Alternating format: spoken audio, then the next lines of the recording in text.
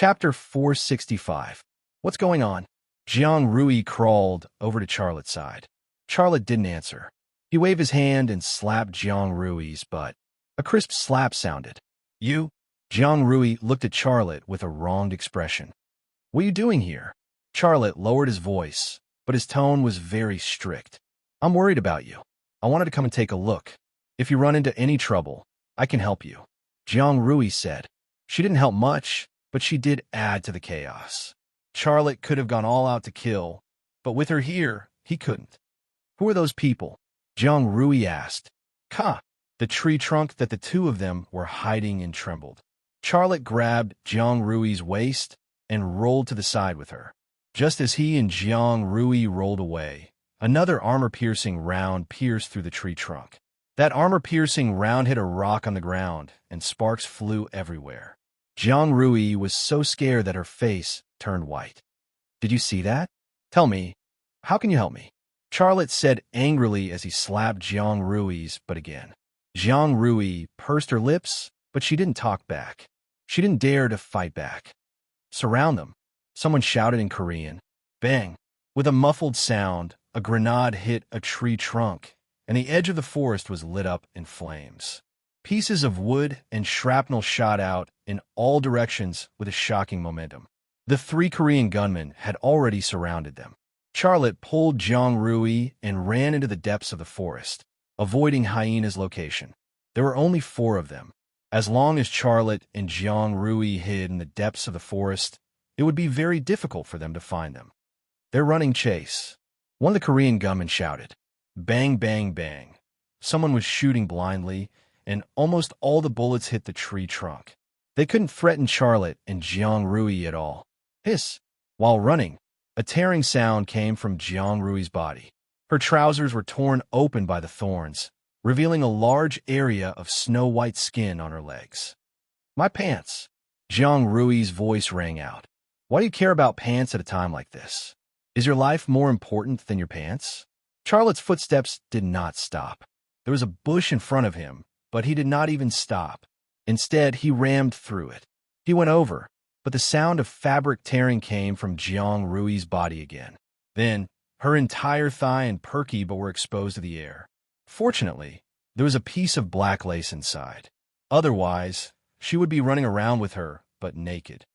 Who are they? Jiang Rui asked again. Don't talk. Charlotte wanted to cover her mouth. Bang, bang, bang. Gunshots rang out behind him. Chase! They're in front. Someone shouted. Charlotte and Jiang Rui were running in front. There was no way they would not leave any traces in the forest. Although the 3 Korean gunmen were not on the same level as Hyena, they were not weaklings since they were able to participate in this operation. Moreover, Jiang Rui's voice was leading them in the right direction. Realizing that she had done something wrong again, Jiang Rui wanted to slap herself. Hiss! Another tearing sound. Her lace suddenly caught on the branches of a bush. This time, her snow-white breasts were completely exposed to the air. As her long legs ran, they trembled, and trembled again. Ah! Jiang Rui screamed and reached out to cover her, but at this moment, Charlotte pulled Jiang Rui in front of him. Then, he turned around and raised his gun. Soon, a Korean gunman entered his line of sight. A second later, he pulled the trigger. Pooh! The Korean gunman at the front had his face blown up by the bullet. He did not even have time to scream before he was killed. His body was also blown off the ground by the impact of the bullet and slammed into a tree trunk. The remaining 2 immediately stopped and hid behind the tree trunk, not daring to poke their heads out. They were the ones chasing after Charlotte. But now, they felt like they were being lured by Charlotte. That was indeed the truth. Charlotte was only hiding from Hyena, not the 4 of them. In Charlotte's eyes, they were not even on the same level as him. Just now, Charlotte was still within Hyena's shooting range. Coupled with the Korean gunman, he did not dare to stay in the same place for too long. That was why he pulled Jiang Rui and ran. Once they were out of Hyena's shooting range, he was no longer the prey, but the hunter. After killing one, the other 2 went into hiding. Xiaolei, on the other hand, had Jiang Rui in mind to escape. He reached out a hand and gestured to Jiang Rui, indicating that she should lie on the ground. When Charlotte made the second gesture, Jiang Rui lay down. Her snow-white buttocks came into Xia Lei's line of sight without any concealment. In that instant, Xia Lei was thrown into disarray. Jiang Rui did not care about her buttocks. She nervously looked in the direction they came from, both hands holding the gun, waiting for the target to appear. Charlotte crouched down and whispered in her ear, "Lie here and don't move. Unless the target enters your shooting range, don't shoot. Remember?" Jiang Rui nodded. She did not know why, but Charlotte reached out and gently patted her buttocks. Moreover, his movements were very slow, as if he was deliberately touching her. Jiang Rui stared at Charlotte with wide eyes. Although she was very nervous, she knew that Charlotte was not hitting her, but deliberately touching her. Her face immediately turned red. Charlotte pretended that nothing had happened. He went around a few trees and stealthily moved to the side of the two gunmen's hiding place. In the dark forest, even if the starlight and moonlight could illuminate some areas, the visibility was only a few meters. Moreover, it was still very blurry. However, this kind of environment was like daytime to Charlotte. He was not affected in the slightest. His vision could even penetrate several trees and lock onto the two Korean gunmen. The two Korean gunmen leaned against the tree trunk and took deep breaths. They were very nervous. Two of their companions were already dead. They did not know who would die next. In the face of such a situation, no one could remain calm. One of the Korean gunmen took out a walkie-talkie and lowered his voice. "Mr. Hyena, Charlotte and a woman are in front of us. We've already lost 2 people. Please come and help us."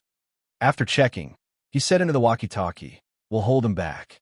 He's carrying a woman. He won't be able to run fast." The other Korean gunman said, "Mother asterisk her. Why hasn't the young master brought anyone to help us? That kid is trapped on this island. Now is the time to kill him. Mr. Hyena has probably spread the news that Charlotte is on the island. Just wait. There will be reinforcements coming to help us soon. When that time comes, that China kid will be dead for sure. I hope the young master can hurry. I have a feeling that that kid is very strange. He's not easy to deal with." Pooh! The Korean gunman who was talking about Charlotte had his face torn open. His head slammed into a tree trunk and fell to the ground. Only then did the other Korean gunman realize that Charlotte had crept up to them. He hurriedly adjusted the direction of his gun, but before he could shoot, a military knife flew over and stabbed him in the arm. The gun in his hand fell to the ground. Charlotte rushed out from his hiding place and kicked the Korean gunman to the ground. The last Korean gunman wanted to pull out his knife, but Charlotte put down the XL 2500 in his hand and pressed the muzzle against his head. The last Korean gunman immediately became obedient. He looked at Charlotte in horror and tried to guess his fate. Charlotte spoke in Korean. "I don't know you, nor do I have any enmity with you. I don't have to kill you. So, if you cooperate with me, I'll just knock you out and won't kill you. Do you agree? If you do, nod your head. If you don't, I'll send you on your way." The last Korean gunman nodded quickly. He had no doubt that if he said no, Charlotte would blow his head off. "Are there only 6 of you on this island?" Charlotte's first question was. The last Korean gunman nodded. "Yes, there's only the 6 of us. Who's in charge of this operation, on Gungan or on Suhyang?" Charlotte's second question was. "It's its young master. Where is he?" "I'll tell you. Will you really let me go?" "Yes. I've said it before, I don't have to kill you. I believe you're just following orders and have no choice," Charlotte said sincerely. "I'll tell you." The last Korean gunman said, "On Suhyang is on a small island nearby. Once we're done here, he'll come over in a helicopter." Charlotte's expression turned cold. His eyes were fierce. "Do you think I won't kill you?" What do you mean?" The last Korean gunman panicked. "I've already told you everything I know. Mother asterisk her. I heard you guys just now. You said that once I'm on the island, on Suhyang will come with reinforcements." I. The last Korean gunman's face was drained of color. He said nervously, "I didn't mean to lie to you. I'll tell you. On Gungan still has people on the other island, dozens of them. They're all gunmen he recruited from Korea And there's also gunmen from the Russian mafia. This time, he wants to kill you. There's no deal. Let me go and run. He'll be here soon with reinforcements." As soon as he finished speaking, Charlotte stepped on his neck. Crack! His neck broke. The last Korean gunman stopped breathing. His death was gruesome. His tongue was hanging out, and his eyes were bulging. He died with his eyes wide open. Charlotte said flatly, "Sorry, I never keep my promises to people like you." After killing the last gunman, Charlotte took all of his equipment.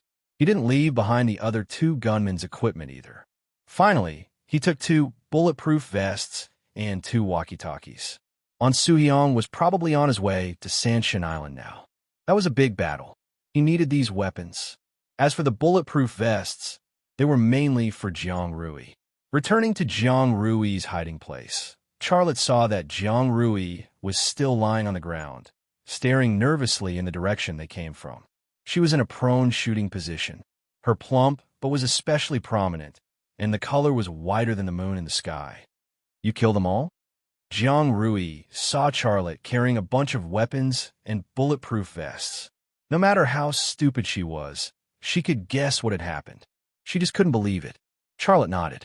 "Yeah, we're safe for now. Why didn't you give me a pair of pants?"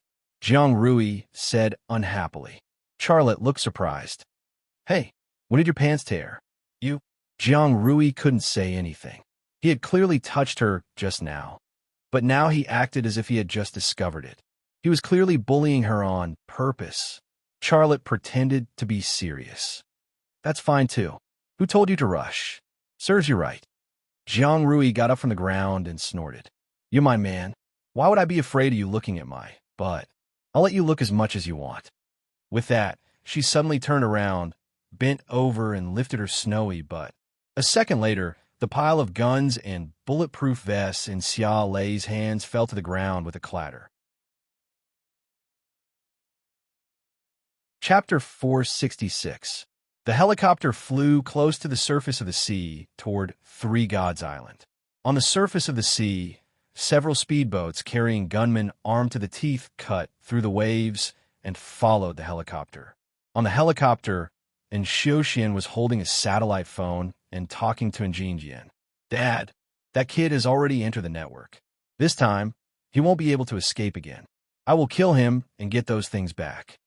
Xiaoxian, come back immediately after this is over. Don't stay in China. Once such a thing is discovered, it won't be easy to clean up." And Jinjian's voice was heard. And Xiaoxian said, "Dad, don't worry. There's no cell phone signal here, so it's useless even if he wants to find someone to help. This island is also an uninhabited island, so no one will discover us. If we bury Xia Lei's body on this island, I'm afraid no one will find his remains even after 10,000 years. I'm relieved, but remember, that kid is not easy to deal with. Killing is Hyena's job. You're only responsible for taking back our things. Don't take any risks. Before that kid dies, don't go near him," and Jinjian warned. "Okay, I'll remember that.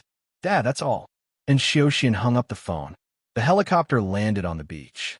Several speedboats also stopped by the beach. Dozens of heavily armed gunmen landed on the beach, as well as a few hunting dogs. They squatted on the beach, waiting for instructions. From their performance, it was not difficult to tell that they were well-trained military dogs. A Korean gunman handed in Xiaoxian a walkie-talkie, and Xiaoxian took it and said, "Mr. Hyena, we are here." A person walked out from the forest at the edge of the beach. He was wearing a sniper's camouflage suit, and his face was painted with green, black, and brown oil. His eyes were like those of a wolf. He was the main character of this hunting operation, the King Hyena of the world of assassins. In his hand was a Barrett M107 sniper rifle. There were obvious traces of modification on the body of the rifle. Hyena walked toward Xiaoxian, his body exuding a fearsome, murderous aura. The few military dogs immediately became uneasy. They barked softly and retreated. Their master scolded them, but it was useless. "Mr. Hyena," and Xiaoxian said, "Where is Hoffman?" The hyenas said, "Hoffman is dead, and so are your men."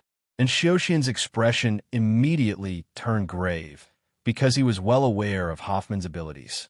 However, that did not affect his determination to kill Charlotte. He quickly removed Hoffman from his mind and said, "Mr. Hyena, Charlotte is indeed very powerful, but we have dozens of people and military dogs. What's more, we still have you. You're the king of the world of assassins. It's impossible for him to defeat us. It will never be possible." The hyena did not react to Inshioshin's praise at all. It only said indifferently, "Charlotte is not alone either. A woman has also come to this island." Woman? Inshioshin suddenly thought of Tianyin, and his heart immediately became excited. The hyena said, "That woman has some combat qualities, but it can be ignored. With her ability, she won't be Charlotte's assistant, but a burden. If she had a certain level of combat qualities, it would definitely not be Tianyin." And Xioshin quickly thought of Long Bing and Tang Yuyan from 101 Innings. However, those two women were China's elite secret agents. In terms of combat qualities, they must be extremely high, so it could not be Long Bing and Tang Yuyan. However, if it were not for Long Bing and Tang Yuyan, he would not be able to guess who that woman was. Jiang Rui was just an ordinary woman, and her social circle was only in Haizhu City. It was normal for Inshioshin, a Korean, to not know of her existence. The hyena took out a piece of rag and threw it to a Korean gunman who was holding a military dog. "This fell from that woman. Let your dog remember her scent, and then track that woman. Charlotte must be by her side." The corner of Inshioshin's mouth immediately revealed a smile. "Mr. Hyena, kill Charlotte for me." The hyena said, "The people you brought will be under my command. Within 24 hours, you will see his corpse." 24 hours? And Xioshin obviously did not expect that it would take so long. In his imagination, it seemed that it would only take an hour or two to solve the problem. Hyena sneered. "What I'm saying is that it's only in theory. We might need more time. Also, my commission has to be doubled. Get your father to transfer it to my account now." And Xioshin wanted to lose his temper, but he suppressed it. "Mr. Hyena, what you're doing is against the rules. There is no such thing as rules in my world." The hyena said coldly, "You told me that my target is just a businessman, but he killed Hoffman and 4 of your men. I exchanged blows with him, and his strength surprised me. I am very sure that he is the most difficult target I have encountered since I entered the profession. I might die here. Facing such a target, you must pay me double the commission. Otherwise, you could bring your men to kill him yourself." "You." And Xioshin compromised again. He said hatefully, "I will call my father now." A few minutes later, a few military dogs rushed into the forest. The more than 30 Korean and Russian mafia members that Xioshin brought with him also entered the forest. Under the command of the hyena, they split into 3 groups. One group followed the path of the military dogs, while the other 2 flanked from the sides. The hyena was not in any of the hunting teams. After entering the forest, he quickly disappeared, like a fish swimming into the sea. At the same time, on a hill on the left side of the island. No signal. Why is there still no signal? Jiang Rui held the phone in one hand and shook it left and right. However, there was not even a bar of signal on the phone screen. Charlotte looked at the Snow White swaying under his eyelids and could not help but smile bitterly. "Don't try. There is no signal on this island, unless it is a satellite phone. If they want to kill me here, they will definitely not give me the chance to find help. Am I not your helper?" Charlotte was speechless. "Who are they?" Charlotte said, "They are Koreans. The leader of the Grand National Party, and Jinjin's man. His son in Xioshin is probably on this island right now. She had risked her life to help him. Based on this friendship, she had the right to know the truth." "What the hell? The leader of the Grand National Party of Korea. This is really... Why is he doing this? Why does he want to kill you?" Charlotte said, "I have something on Jinjin that can make him step down or even go to jail. If you have something on him, you can hand it over to the Korean police. Why did you take the risk to come here? You know they want to kill you." Jiang Rui could not understand Charlotte's motives. Charlotte's motive was actually to kill someone, followed by the whereabouts of Gu Qian and the evidence that in Jinjian had that could bring trouble to Tianyin. However, there was no way he could tell Jiang Rui about these things. Charlotte patted Jiang Rui's shoulder. Rui, don't ask. The less you know about some things, the better. Let's continue walking. We need to put some distance between us and them. My legs feel as heavy as lead. I can't walk anymore. Jiang Rui frowned as she rubbed her thighs. She looked like she really couldn't walk anymore. Charlotte squatted in front of her. I'll carry you. Really? Jiang Rui blinked and smiled. Don't talk nonsense. Hurry up. Otherwise, you can walk by yourself. Charlotte urged. You are also very tired. I don't want you to be more tired. Forget it. I'll walk by myself. I can still walk, Jiang Rui said with a smile. Charlotte stood up. Then let's go. We have to climb up this mountain before dawn. Okay. Jiang Rui nodded. Then, she followed Charlotte and climbed up. Charlotte's care seemed to have charged her with electricity. Her legs were also full of energy. After climbing a few dozen meters, a 2-meter-tall stone wall blocked in front of them. The stone wall extended to the left and right. There was no end in sight. Jiang Rui stood at the bottom of the stone wall and jumped a little. She tried to grab the edge of the stone wall and climb up. Unfortunately, she didn't succeed. Her jumping ability was so weak that it could be ignored. However, the bouncing ability of her chest was amazing. Both her feet landed on the ground, but those 2 lumps still swayed a few times before they stopped. I can't climb up, Jiang Rui said dejectedly. Charlotte said, I'll push you up. As he said that, he went forward to hug Jiang Rui's small waist and lifted her up. Jiang Rui's hands grabbed the edge of the stone wall. Her feet stepped on the stone wall to climb up. However, when Charlotte let go, her body hung on the stone wall like a noodle. She couldn't go up. Charlotte sighed. He bit the bullet and lifted her up again. There was no cloth covering it. It was soft to the touch. It felt like an electric shock. Jiang Rui's face suddenly turned red. She was also nervous. However, now was not the time to be shy. She gritted her teeth and climbed up. Her snow-white skin was getting higher and higher under Charlotte's hands. The most embarrassing scene was exposed to Charlotte's eyes. This should be the most wonderful experience of helping someone climb a cliff. Charlotte's hands held Jiang Rui's snow-white skin. He raised his head and stared at her. He was concentrating. At this moment, he looked like a wise man who was thinking. However, his mind was blank. Ouch! Jiang Rui suddenly exclaimed. When she was about to climb up the stone wall, her whole body fell down.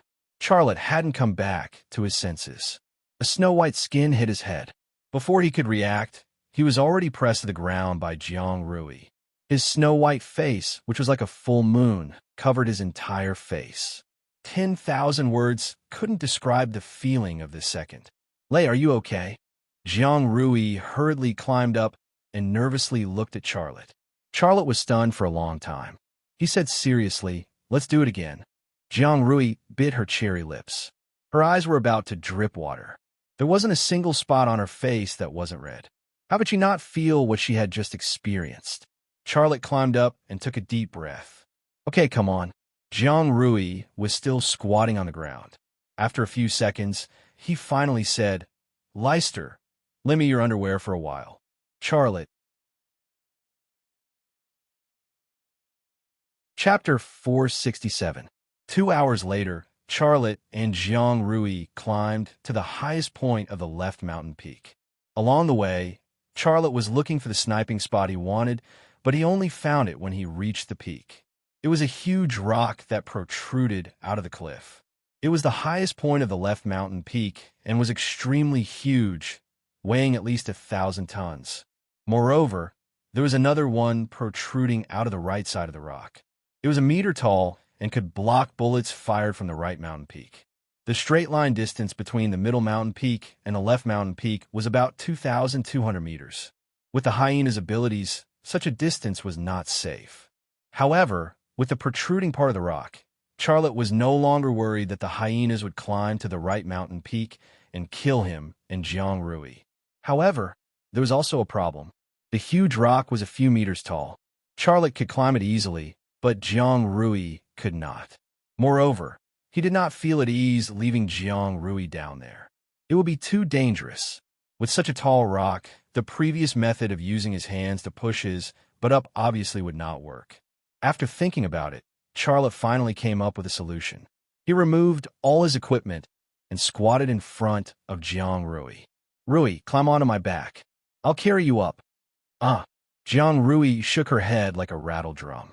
No, I'll fall. We have to go up. It'll be very dangerous down here. Charlotte said very seriously, you heard the sound of the helicopter just now, and Xiaoxian will bring dozens of gunmen to chase after us. I need a good sniping spot to ensure our safety. Dozens of gunmen? Oh my God, we're dead this time. Jiang Rui was so anxious that he was about to explode on the spot. His expression was extremely nervous, and tears welled up in his eyes. I just got along with you, but it hasn't even been a night, and I'm going to die. I can't accept this. She and Charlotte had been childhood sweethearts for more than 20 years. After waiting for more than 20 years for Charlotte and Tianyin to get married, she was still unwilling to give up. She was even willing to be the concubine. It showed how deeply she loved Charlotte. Now that her wish had finally come true, no matter what method she used to force Charlotte to submit, she and Charlotte were finally together.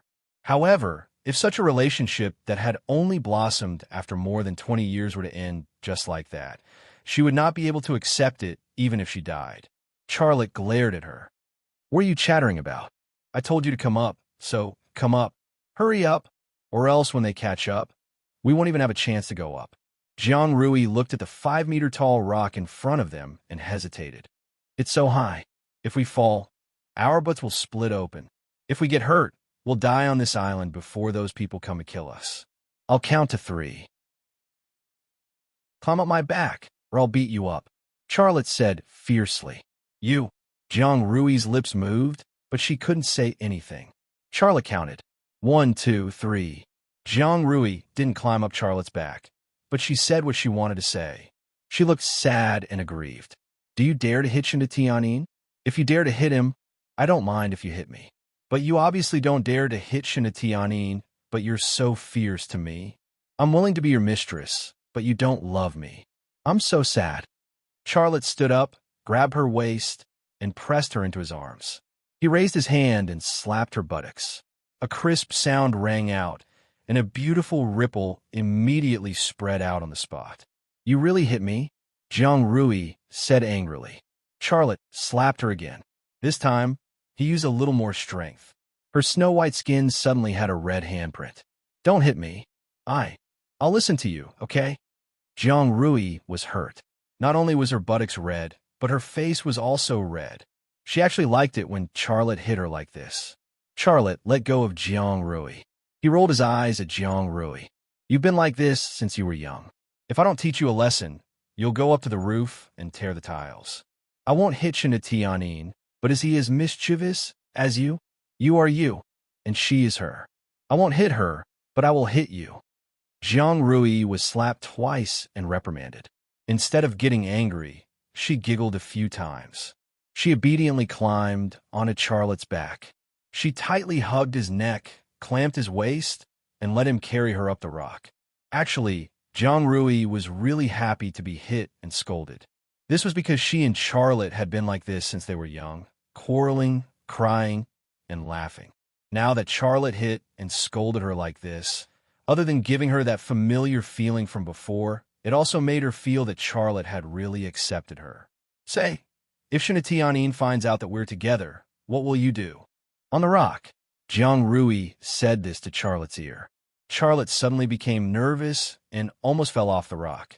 Once something went wrong on his side, Jiang Rui was also affected.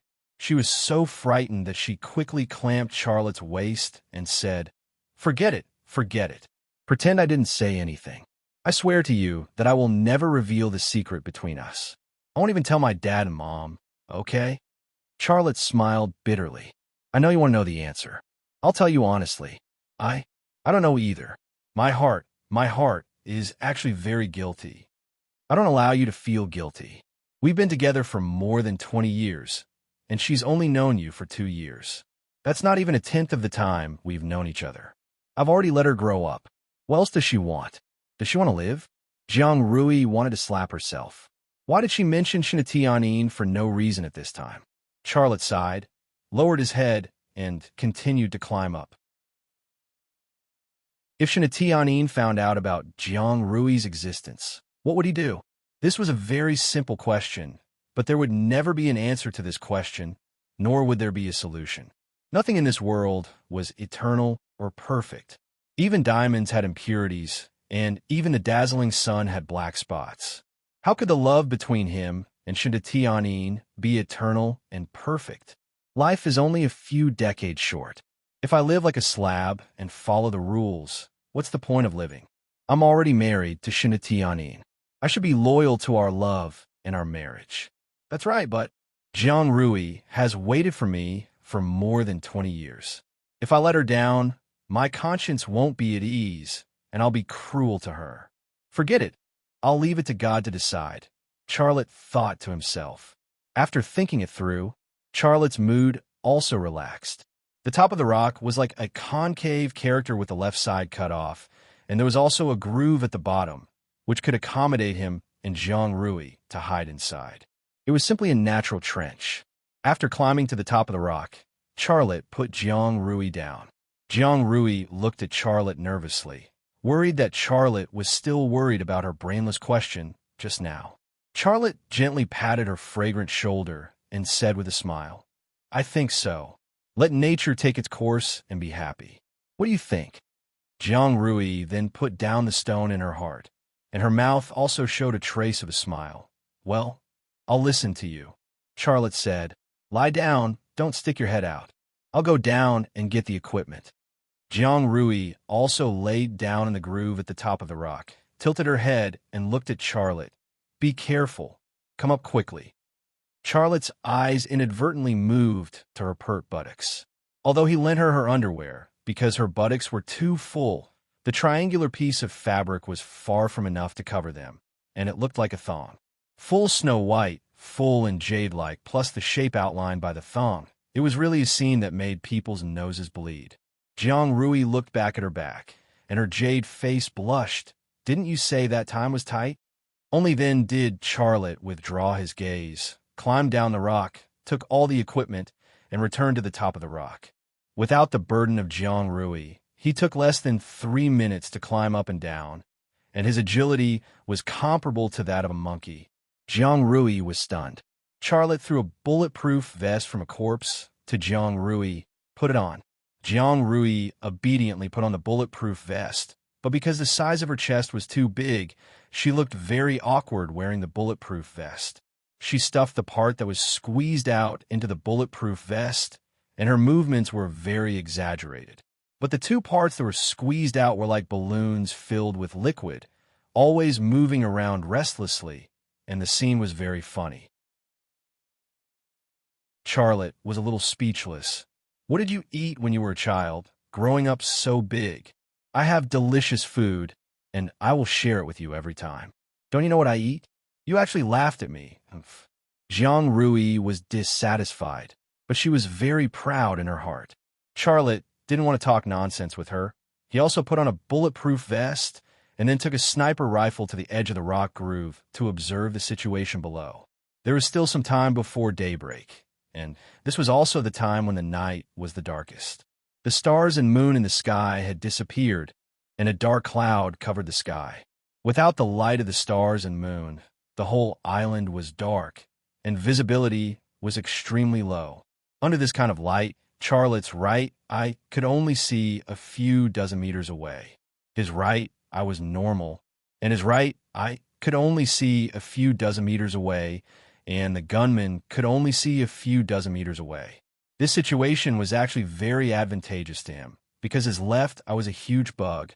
Jiang Rui also took an M16A2 assault rifle with a grenade launcher, climbed to Charlotte's side, and stuck the muzzle out of the edge of the rock. The groove at the top of the rock was very narrow, and the two of them were squeezed in it like two sausages in a hamburger, very close to each other. "When will the gunmen come?" Jiang Rui was a little nervous.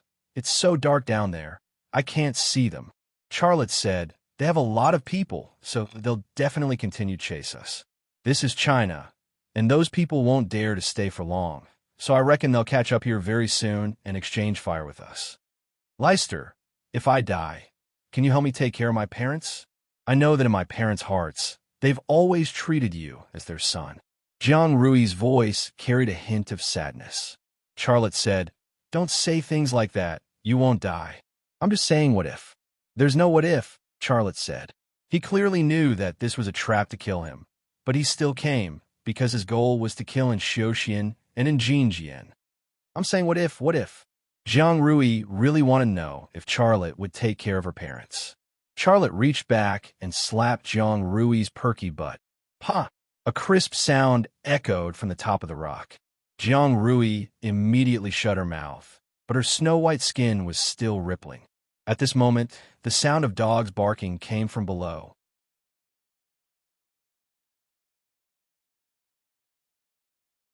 Chapter 468. A dog's sense of smell and vision were far superior to that of humans. Dogs could see very far in the dark, and their vision was very clear. Coupled with the cloth that had fallen from Jiang Rui's pants, it wasn't surprising that well-trained military dogs could track them so quickly. Since the military dogs had appeared, the gunman must be nearby. Charlotte's left eye twitched slightly. In his left eye's field of vision, a few military dogs rushed over, barking as they ran. Sometimes, they would also stop to sniff the scent that remained in the air, and then follow the scent and traces to continue their pursuit. Soon, a team of gunmen entered Charlotte's line of sight. The team of gunmen ran in the direction of the military dogs. The forest was rugged, but they were very fast. At a glance, it could be seen that they were elites that had been carefully selected and had strong combat skills. Unfortunately, Charlotte didn't see in Xiuxian and the hyena. The two of them didn't appear, which made him a little passive. In his plan, he wanted to lure in Xiuxian and the hyena out, and then kill in Xiuxian and the hyena. Once these two targets were taken care of, these gunmen would be like fish on his chopping board, and he could chop them up. However, if the two main targets didn't appear, he would definitely alert in Xiuxian and the hyena if he shot the gunmen and the military dogs. How should he choose? He couldn't make a decision. Just as he was thinking about what to do, the military dogs and the gunmen got closer. "Where are they?" Jiang Rui looked very nervous. "I heard dogs barking. Are those people here?" Her hand holding the gun couldn't help but tremble. She was a policewoman with a civilian background. She could catch thieves, but against these professional killers and gunmen who weren't afraid of death, her ability was negligible. Charlotte gently held her hand. "Don't be afraid. I'm here. As long as I'm alive, I won't let anyone hurt you." Jiang Rui's heart was touched and warm. To her, to a woman, what could be more touching than being cared for in a life-and-death situation? This would make her feel that entrusting her life to the man in front of her was the right choice. It was a happy choice. Charlotte reminded, "Remember, just hide well. Don't show your head, because the other party has a very powerful sniper. If you show your head, you'll be shot dead. But there are dozens of them. You won't be able to fight all of them by yourself." Jiang Rui had a worried expression. Charlotte smiled. "Just watch. Also, when I need suppressive fire, you can take your gun and shoot downwards, but don't stick your head out. Is that even possible?" Jiang Rui couldn't believe that this was what she was going to do. Charlotte raised his palm. Jiang Rui hurriedly said, "I'll listen to you. If you tell me not to stick my head out, I won't stick my head out. If you ask me to shoot, I'll shoot." Charlotte smiled and shifted his gaze to the forest below. At this time, a military dog had rushed out of the forest to the top of the mountain and ran in the direction of the rock. Charlotte adjusted the muzzle of the XL 2500 sniper rifle and pulled the trigger. A bullet flew out of the muzzle and pierced the head of the military dog 2 seconds later. The military dog didn't even have time to scream before its running body was sent flying by the bullet. It fell heavily to the ground and slid several meters away before it stopped. The remaining military dogs only paused for a moment and then rushed forward without fear of death. They had been specially trained, and nothing could stop them from completing the task their master asked them to perform. Jiang Rui looked down but saw nothing. She only saw Charlotte shooting, but she didn't know what Charlotte was shooting. It wasn't until Charlotte fired the second shot that she couldn't help but ask, "Lei, what are you shooting?" As soon as she finished speaking, Charlotte fired the third shot. The XL 2500 sniper rifle with a silencer made a soft sound. A kilometer away, the third military dog fell to the ground. "It's the enemy's military dog," Charlotte said, then adjusted the direction of the muzzle, locked onto the last military dog, and fired. The fourth military dog also fell to the ground. Without the military dog, the gunners had lost their eyes. If they wanted to determine where Charlotte and Jiang Rui were hiding a kilometer away, they would have to pay a heavy price. And a kilometer was the line of life and death that Charlotte had drawn. He wouldn't allow any gunner to break into this range. After all, although this sniping point was perfect, if the enemy used the grenade launcher attached to the M16A2 assault rifle to fire at this rock, even if it didn't hit him and Jiang Rui, it was possible that he and Jiang Rui would be killed. Okay, they're all killed. Remember, if they attack in a group, shoot when I tell you to. Whether there's a target or not, just shoot below. Also, don't show your head. Charlotte was afraid that Jiang Rui would forget something, so he reminded Jiang Rui again. Okay. Jiang Rui nodded obediently this time. At the same time, she didn't forget to praise Charlotte. "You're really good." Say, "Why didn't I realize that you were so good before?" Charlotte said with a smile. "In the past, you only knew how to bully me.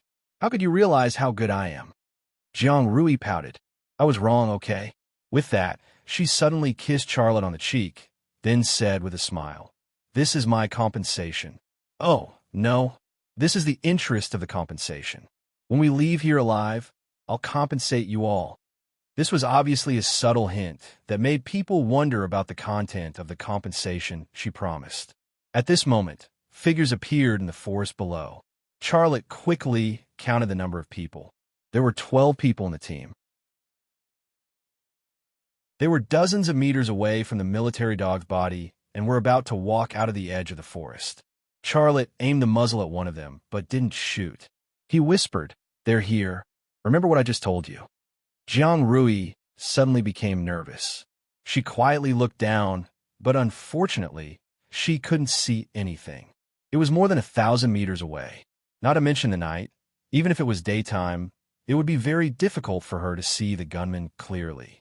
Jiang Rui was in such a situation, and the gunmen were naturally in the same situation. They didn't know that they had become Charlotte's hunting targets after being exposed to Charlotte's field of vision. At this time, no matter who Charlotte wanted to kill, it would be a piece of cake. Damn, why hasn't Xiaoxian shown up yet? If he hides behind the team and doesn't show up, it'll be difficult for me to kill him. Charlotte cursed in his heart and continued to search for Xiaoxian in the forest. Unfortunately, Xiaoxian was very cunning and still didn't show up. Xiaoxian didn't show up, but gunmen appeared on both sides of the mountain. This time, even Jiang Rui noticed them because they were holding tactical flashlights in their hands. The bright lights swayed in the forest and could be seen from far away.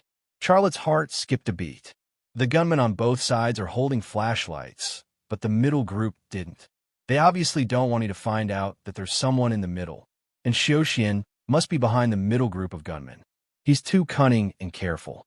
He wants to kill me, but doesn't want to be my target. Sure enough, just as Charlotte made this judgment, Xiaoxian appeared in the middle of the forest. Seeing him suddenly, Charlotte felt that he was exaggerating. He was wearing a thick layer of combat expert armor. The armor was not an ordinary bulletproof vest, but an advanced armor made of carbon fiber. This set of armor protected him from head to toe. Not an inch of his skin was exposed. Moreover, in addition to this set of battle armor that looked very sci-fi, he was also holding a bulletproof shield in his hand. With such protection, even an XL 2500 sniper rifle would not be able to kill him. Fortunately, this type of combat armor could not be mass-produced. Otherwise, if every gunman on this island wore this type of combat armor, there would be no need to fight this battle. Charlotte would have already escaped with Jiang Rui. Suddenly, a shout came from the right side of the forest. "Charlotte, I'm in Xiaoxian. I know you're up there. I brought what you want, as well as news of Gu Qian. Show yourself. Let's complete the deal." And Xiaoxian was clearly in the middle, but someone on the right side called himself and Xiaoxian. Moreover, the voice was exactly the same. Xiaolei looked over and saw a gunman holding a megaphone quietly walking towards the top of the mountain. As he walked, he used the megaphone to play the voice that Xiaoxian had already recorded. Charlotte sneered and thought to himself, "You want to kill me, but you don't want to take the risk. You let your subordinates lure me out. And Xiaoxian, no matter what you do, it's useless. If I want to kill you, you'll die on this island." Puff! The XL 2500 sniper rifle made a soft sound. The gunman in the middle, who was close to the first military dog's corpse, fell to the ground. There was a hole the size of a fist on his forehead. Blood and brain matter kept gushing out from the hole. It was a horrible death. He appeared. A gunman found his companion's corpse and shouted in alarm. Puff! A bullet pierced into his open mouth and opened a hole bigger than a fist on the back of his head. Bang, bang, bang. The gunmen in the middle were the first to shoot. They shot toward the top of the mountain. Unfortunately, the M16A2 assault rifles they were equipped with only had an effective range of 600 meters. Beyond that range, the bullets were flying everywhere and couldn't hit the target at all. However, they fired wildly, and some bullets still hit the cliff below where Charlotte and Jiang Rui were hiding, causing sparks to fly. This was the reason why Charlotte wouldn't let them get within a kilometer. Not only could the grenade launchers pose a threat to him and Jiang Rui, but even stray bullets were also a threat. Who could guarantee where the randomly flying bullets would hit? If they were unlucky, they might hit their heads. Charlotte was calm, but Jiang Rui was extremely nervous. She had never experienced a battle like this since she was young. When the gunshots were fired, she held her head and trembled. Charlotte completely understood how she felt. Back in Afghanistan, when he first fought with the UA Special Forces and CIB agents, he also hid behind a rock and didn't dare to move. He was extremely nervous. His first time was so terrible, let alone Jiang Rui, a woman who would scream when she saw a cockroach. Charlotte couldn't comfort Jiang Rui anymore. He quickly searched for the target in the forest. No matter who it was, as long as his left eye locked onto them, they would report to the King of Hell in the next second.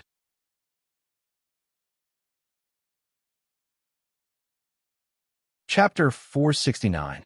The battle began just like that, but it was an asymmetrical battle.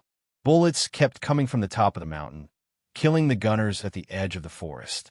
Unfortunately, the gunners couldn't see the person shooting at them. The gunners were sure that Charlotte was using a sniper rifle, and the assault rifles in their hands couldn't compete with it in such a long-distance battle. Therefore, although they had the advantage in numbers, they were at a disadvantage. Another gunner who rushed out of the forest was killed. The battle had lasted for 10 minutes. The three squads surrounding the top of the mountain, no matter who rushed out of the forest, would be killed. The dividing line between the forest and the cliff was like a line of life and death. The line below was the human world, and the line was Shura Hell. Charlotte was the judge of Shura Hell, and the XL 2500 sniper rifle in his hand was his judge's pen. He could decide life and death with a single move. The gunners were scared. Even though they knew that Charlotte was at the top of the mountain, they didn't dare to rush out of the forest to the bottom of the highest cliff. They hid behind the tree trunks and blindly fired at the top. Their momentum was astonishing, but unfortunately, it was of no use at all. It wasn't that their combat skills were low, but that no one could win against an invisible enemy outside their shooting range. After the battle, there were 15 corpses left at the edge of the forest. There were people shot dead in every direction. Moreover, everyone died the same way. They were all shot in the head. Such marksmanship was terrifying, and Xiaoxian began to feel uneasy when he received the battle report through the walkie-talkie. He had brought more than 30 gunmen, but half of them had been killed by Xia Lei in a single exchange. They had only exchanged fire for 10 minutes. If the battle continued, what would happen? Retreat, and Xiaoxian ordered through the walkie-talkie. Retreat into the forest and attack at dawn. The gunners hiding in the forest finally breathed a sigh of relief and quickly retreated after receiving Xiaoxian's order. However, Xiaoxian didn't let them retreat very far. After about 50 meters, he gathered everyone again. Although it was only 50 meters, the forest was dense. Charlotte's sniper rifle couldn't pass through the dense forest and kill his men. Mr. Hyena, being protected by a group of gunmen, Xiaoxian vented into the walkie-talkie. What's wrong with you? You took my money, so you should kill that guy for me.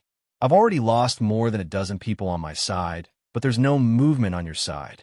Did I spend money to invite you to sightsee? There was no response from the intercom. Hello, Mr. Hyena, say something. And Xiaoxian was furious. There was still no response from the walkie-talkie. Damn it. And Xiaoxian raised the walkie-talkie high, but didn't drop it. Could that guy be a scammer? A Korean gunner said. Yes, probably a liar. Someone agreed. We're fighting, but he's hiding. Damn it. Where did Mr. Hoffman find this guy? He's a top assassin? Damn it, I don't believe it. Screech. Suddenly, there was the sound of metal shattering. The gunman was stunned for a moment and subconsciously touched his head. Then, he touched a hole in his bulletproof helmet. The person who fired the shot didn't kill him, but only destroyed his bulletproof helmet. A large group of gunmen immediately became nervous. They looked around and held their guns horizontally, ready to shoot at any time. At that moment, Hyena's voice came from a dark corner. He said in English, "If anyone dares to be disrespectful to me again, I'll kill him." Hyena's voice was extremely cold. This was his warning. The Korean gunman, whose bulletproof helmet had been destroyed, came back to his senses. He lowered his head and saw that his crotch was already wet. With Hyena's appearance, the temperature in the forest seemed to have dropped by several degrees. He walked over slowly, ignoring Xiaoxian's men and the guns in their hands. His aura made it seem as though he could send these people to hell at any time if he wanted to. And Xiaoxian suppressed the anger in his heart and said, "Mr. Hyena, please forgive them for being rude, but you have to know that more than a dozen of our people have died. That kid has been trapped at the top of the mountain by us. Why didn't you make a move?" Hyena said indifferently, "Before you guys exchanged fire with Charlotte, I had already reached the top of the mountain in the middle. He was hiding under a rock, so I didn't have a chance to shoot. That's why I came over. I told you that he's a very cunning and powerful opponent. If you attack rashly, the people you brought with you won't be enough for him to kill. Why didn't you reply to me just now? He killed Hoffman and your men. He also has a walkie-talkie in his hand. He can hear everything you say through the walkie-talkie. You told your men to charge through the walkie-talkie, which is equivalent to telling him to prepare to shoot. Damn it." And Xiaoxian roared angrily. After a moment of silence, Hyena said, "Mr. N, since we've been fighting Charlotte, I suddenly feel—" "What are you trying to say?" And Xiaoxian asked. "I don't think you want to kill him, but he wants to kill you." And Xiaoxian was stunned on the spot. Hyena continued, "He's such a smart person. It's impossible for him not to see that this is a trap to kill him. But he still came, and he even brought a sniper rifle. The moment he stepped onto the island, he killed Hoffman and your men without waiting for you to show yourself. Mr. N, although I don't know how you guys became enemies, I want to tell you that there's such an enemy. If you can't kill him this time, he'll become a nightmare for your entire life." "Nonsense. I'm here to kill him." And Xiaoxian said coldly, "Mr. Hyena, you're the best assassin in the world. You must have a way to kill him. Tell me, what should I do?" Hyena raised his head and looked at the sky covered in dark clouds. "It's going to rain soon. The sniping spot Charlotte chose is perfect, but there are no trees there. He and that woman will be exposed to the wind and rain. In that kind of environment, his body will consume a lot of energy to convert it into heat. A person who's tired and hungry, and whose body is stiff from the cold, his combat power will decrease." And Xiaoxian thought for a moment and said, "You mean for us to surround this mountain peak and not attack? We'll wait until he faints from hunger and is frozen before we kill him?" Hyena nodded. "This is an uninhabited island, and there's no cell phone signal. We don't have to worry about him and that woman contacting the police in China. There's no water, no food, and the wind and rain. We only need to wait for 30 hours. After 30 hours, which is the morning of the day after tomorrow, we'll attack. At that time, I'll end his life." Encircling and not attacking was a very common offensive tactic in ancient wars. Charlotte occupied the most perfect sniping spot on the island. He alone was equivalent to an impregnable fortress. However, there was no water or food in the fortress. It couldn't even shelter him from the wind and rain. The environment was harsh. Therefore, There was no need to charge and attack. As long as they surrounded the fortress, it would collapse by itself after a period of time. And Xiaoxian smiled and gave Hyena a thumbs up. Mr. Hyena, I have to admit that you're really experienced. Faced with Xiaoxian's praise, Hyena's face did not show any emotions. He said calmly, "Get your men to prepare for battle during this period of time." "What I need to do?" And Xiaoxian asked. Hyena said, "We'll attack in 30 hours. Before that, your men will need to gather a large amount of wood, dry and wet. Before attacking, we'll light them up and let the smoke cover Charlotte's eyes. In addition, send 2 people to take a helicopter and carry out a harassing attack from the air." The smile on Xiaoxian's face became even wider. "Let's do that, Mr. Hyena. There's one more thing," Hyena said. "Charlotte and that woman are driving 2 speedboats. You have to get your men to destroy them. Otherwise, if they don't return for a long time, someone will use the positioning device on the speedboat to find this place." And Jin Jian turned to look at a Korean gunman and said, "What are you still standing there for? Go and do something." The Korean gunman followed and ran down the mountain. Rustle, rustle, rustle. The leaves made a slight rustling sound, and raindrops fell from the gaps between the leaves and the leaves. The rain came just like that. The wind started blowing, shaking the mountain forest. The mountain forest swayed and let out whooshing sounds. The sea in the distance was still immersed in darkness. It was rolling, roaring, and restless. On a huge rock at the top of the mountain, Charlotte put down the walkie-talkie in his hand. He did not hear any sound. Clearly, Xiaoxian had changed the frequency of the walkie-talkie. The wind blew and the raindrops fell on their bodies. Charlotte and Jiang Rui's body temperature dropped rapidly. Thump, thump. Jiang Rui's teeth were chattering, and she could not even speak fluently. "Lay Zizi, it's so cold." "Thump, why did those guys stop? How long are we going to stay here?" Charlotte retracted his gaze from below. His expression was grave. "Probably more than a day." "Ah." Jiang Rui's jaw dropped. "A day? How can it be so long? The rain is so heavy and the temperature is so cold. We'll get sick. Without food, we won't be able to hold on for long." "Says who?" Charlotte smiled. "Do you think I'm unprepared?" Jiang Rui looked at Charlotte with a puzzled expression. She really could not tell what Charlotte would be prepared for. Charlotte took out a vacuumed plastic bag from his coat. He tore it open and pulled out a compressed and folded raincloth. The raincloth was made of a new type of composite material. It was very thin, but it was completely airtight. The raincloth was covered with a thin layer of velvet to keep them warm. Charlotte spread out the raincloth and covered him and Jiang Rui. He then used his body to press against the gap, preventing the rain and cold wind from entering. In this way, although it was cold and rainy on the top of the mountain, he and Jiang Rui felt like they were in a warm bed. Moreover, they were in a groove in the rock. The sides of the groove could block the wind, so he and Jiang Rui were not affected much. Jiang Rui was amused. "I didn't expect you to be so prepared. You're really thoughtful.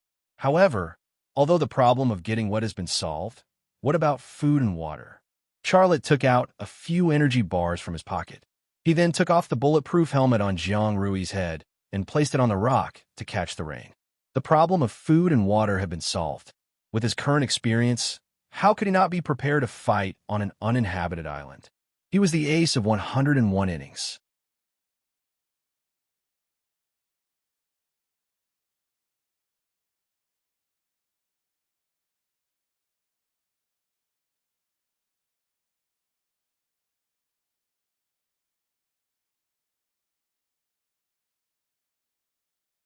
Although the impact of the bullet could not shake the huge rock that weighed 1,000 tons, the sparks that splashed entered Charlotte's vision. This meant that the place where the bullet hit was very close to where he and Jiang Rui were hiding. Charlotte followed to search for the hyena, and he used his X-ray vision. Unfortunately, the trees and mist in the forest blocked his vision, and because the distance was too far, he couldn't find a target this time. However, from the direction of the bullet, he could still roughly determine the hyena's location. Charlotte placed his finger on the trigger of the XL 2500 sniper rifle and prepared to fire. "Wait," The hyenas probably don't want to kill me by shooting at this time, but to test my reaction and find out my condition. Xiaolei suddenly thought of this and moved his finger away from the trigger. The rain did not stop, and the wind on the mountaintop was very strong. An experienced killer would definitely use these natural conditions to influence the outcome of the battle. And who was the hyena? He was the king of the world of assassins. Did he lack experience in this area? Indeed, just as Charlotte made this judgment, the hyena fired a few more shots, and each shot hit the boulder on the cliff at the top of the mountain. Charlotte did not respond. If he did not respond, the hyena would not know his current condition. However, if Xiaoxian let his men charge, he would shoot all the targets that crossed the line of life and death. His condition would only be reflected when he commanded people to kill. A few minutes later, a Russian gunman with a bulletproof shield walked out of the forest and carefully moved toward the mountaintop. Charlotte's finger once again grabbed the trigger of the XL 2500 sniper rifle, but when he saw that no one else walked out, he once again gave up on the idea of shooting the Russian gunman. The Russian gunman crossed the line of life and death that Charlotte had drawn, walked between more than 10 corpses, and continued forward. He stopped after advancing about 100 meters, then slowly retreated into the forest. This was also a test. If Charlotte shot the Russian gunman, then the hyena would easily be able to determine Charlotte's condition. After the Russian gunman retreated into the forest, Charlotte's lips curled into a sneer. The hyena is a top-notch killer, and his experience is terrifyingly rich. He's testing my condition, but he's also exposing his motives. He looked up at the sky and the raindrops falling from the sky, then said to himself, their attack time is probably tomorrow morning. There was a limit to everything, and people who were too smart would sometimes be misled by their own cleverness. The same applied to experience. Sometimes, having too much experience wasn't a good thing, and it could even cause problems. In the forest, the hyena put away his sniper rifle. He could determine Charlotte's approximate location, but he couldn't see even a strand of Charlotte's hair.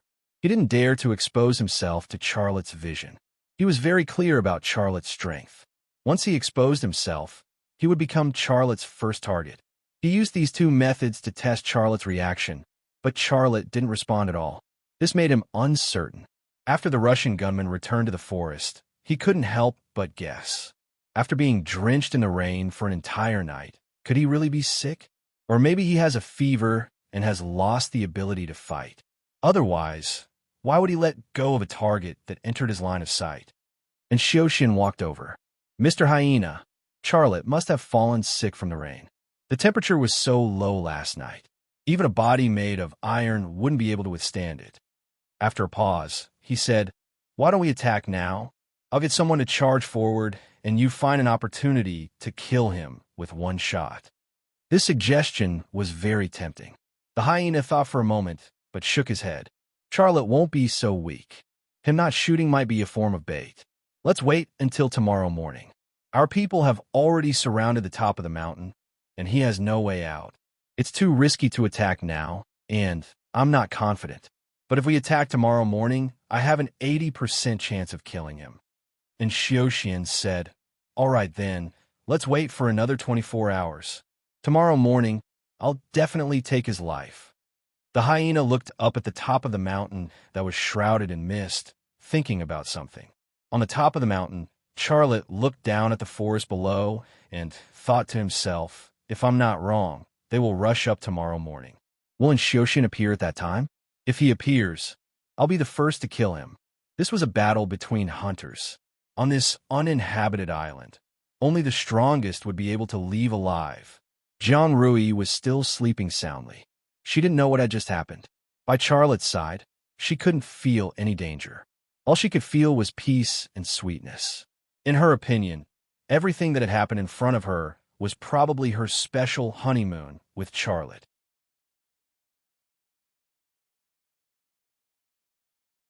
Chapter 471. The rain finally stopped when night fell. The rain-soaked island was moist and cold, especially at the top of the mountain. The wind from the north brought with it waves of coldness, as if it wanted to freeze everything. However, There was a warm aura in the groove of the rock at the top of the mountain. In the narrow groove, two people were pressed against each other. There was also a special rain cloth that isolated them from the cold outside. It was pitch black at the top of the mountain and below the cliff. There was no light, nor was there any activity. The hyenas and enchantment showed astonishing patience. After the early morning test, they didn't take any action. The silence in the forest below even gave people the illusion that the hyenas and Xiaoxian and his men had retreated and given up on the hunt. However, Charlotte knew that this was just the calm before the final battle. "Lei, I want." Jiang Rui stammered from under the rain cloth /blanket /. Charlotte maintained his observation posture and asked casually, "What do you want?" "To relieve myself," Jiang Rui said with a red face. Charlotte was a little embarrassed. He looked back at the area on the right side of the groove and said, "You climb to the right side to solve it. I /LL cover you. After you redone, come back and replace me." "You want to do it too?" "Well, everyone has times like this," Charlotte said. Jiang Rui giggled. "It /s interesting that you need cover even when you need to relieve yourself. I /LL go first. Don /T peek." Charlotte was a little speechless. "I won /T peek at you." Jiang Rui curled her lips. "You /V peeked at me since I was in the 3rd grade, and you /E peeked at me since I was in the 6th grade. Let /S not talk about kindergarten. You /V watched me urinate countless times." "Charlotte." Jiang Rui carefully crawled out of the rain cloth and crawled to the area on the right side. After choosing a position, she peeled off the tattered pants and the underwear she had borrowed from Charlotte. A crisp sound came from the cold air. It was a sound that filled one's imagination. Xiao Lei was a little affected, but it was just a little. He did not turn around to peek. He remained vigilant and continued to observe the situation below. "Ah!" Jiang Rui suddenly exclaimed. Then she covered her mouth, and the sound stopped abruptly. What happened? Charlotte's first reaction was to look back, but he didn't. "Snake, snake," Jiang Rui said with a trembling voice. Charlotte couldn't hold it in anymore. He turned around and looked at Jiang Rui. There was indeed a snake, and it was colorful and had a triangular head. All of its characteristics indicated that it was a venomous snake. It was between Jiang Rui's legs. If it wanted to, it could bite Jiang Rui at any time. Jiang Rui was scared to death. Her legs, which were supporting her body, were trembling. Charlotte also suddenly became nervous. What should I do?" Jiang Rui was about to cry. She was a woman who was afraid of cockroaches, let alone such a terrifying venomous snake. "Don't be afraid. Don't move." Charlotte crawled out of the rain tarp, slowly crawled over, and then reached out to the snake between Jiang Rui's legs. The snake, the man's slowly reaching hand, and Jiang Rui's legs. This scene was hard to look at. The snake didn't notice Charlotte's hand. It stared at Jiang Rui with vigilance, and was in a deadlock with Jiang Rui. Xiao Lei suddenly grabbed the snake's weak spot. The snake's body coiled around his wrist, and with a wave of his hand, he threw it off the cliff. The crisis was over. Jiang Rui breathed a long sigh of relief. However, a second later, she suddenly exclaimed in a low voice, Don't look. What's the point?" Charlotte tried to keep a straight face. "It's my turn." Jiang Rui was speechless. Jiang Rui returned to the rain tarp to stand guard for Charlotte, but a second later, she turned around to peek. When she saw Charlotte squatting down to solve the problem, she couldn't help but giggle. She was laughing and blushing shyly. Charlotte shrugged, feeling extremely awkward. "Look at me. I can't solve the problem." Jiang Rui spat softly. "I don't want to look." "Then why are you staring at me?" Jiang Rui finally turned around, but 2 seconds later, she quietly turned her head back. Charlotte couldn't be bothered to say anything to her. Returning to the rain tarp, Charlotte quickly scanned the situation under the cliff. The area under the cliff and the forest were still very quiet. There was no abnormal situation. Darkness shrouded that area, but in his left eye, that area was no different from daytime. Not to mention people, he could even see the poisonous snake that he had just thrown down. It was crawling towards the direction of the forest below. Lazy, do you think it will attack tomorrow morning? Jiang Rui whispered in Charlotte's ear. The hot air that came out of her mouth directly blew into Charlotte's ear. Charlotte was inexplicably nervous. Yes, if my judgment is correct, they should attack tomorrow morning. Will we die? No, don't say such words. I will take you out of here. Charlotte said. He had the confidence to say such words because his purpose in coming to this uninhabited island was to kill, not to be killed. What if? There is no what if. Everything has what if. Jiang Rui said. Charlotte looked at her speechlessly. What do you want to say? Jiang Rui suddenly hugged him, unable to hold back her excitement. I don't want to die, but if there is such a possibility, I want to become your woman before I die. Lazy, you want me? Charlotte was stunned on the spot. But before Charlotte could say anything, Jiang Rui leaned over and kissed his lips. Charlotte's first reaction was that it was inappropriate. After all, this was a dangerous environment. But Jiang Rui had the ability to melt everything. Her burning feelings, her sexy lips, everything about her tempted him to make the opposite decision. After a passionate entanglement, Charlotte still recovered a trace of reason. He gasped and his voice trembled. Rui, we can't do this. We are still in a dangerous environment. Jiang Rui also gasped. You are up there. Can't you see the situation below? Charlotte was speechless, because what Jiang Rui said was related to a position, and he couldn't find any other reason to refuse. What's more, things had developed to this point. In his heart, he didn't want to refuse her. Lazy, I have been waiting for this day for more than 20 years. You want me? Jiang Rui hooked her arms around Charlotte's neck and pulled him down. The night was getting darker, and the wind had stopped. But the rain that had stopped after the wind moved without any wind. Moreover, it seemed to have a sense of rhythm. An hour later, Jiang Rui planted a seed in Charlotte's heart. This seed took more than 20 years to germinate and bear fruit. To Jiang Rui, this moment was as precious as life. There was nothing else in her world except Charlotte. Her heart was filled with Charlotte, and her body was also filled with Charlotte. At this moment, she was blissful. The most blissful. There were some people in life that couldn't be erased. Since it was like this, she would accept it. In the forest, and Jinjian carefully used a telescope to look at the huge rock on the cliff at the top of the mountain. He said to the hyena beside him, Mr. Hyena, that kid hasn't moved for 24 hours. Do you think he's really sick?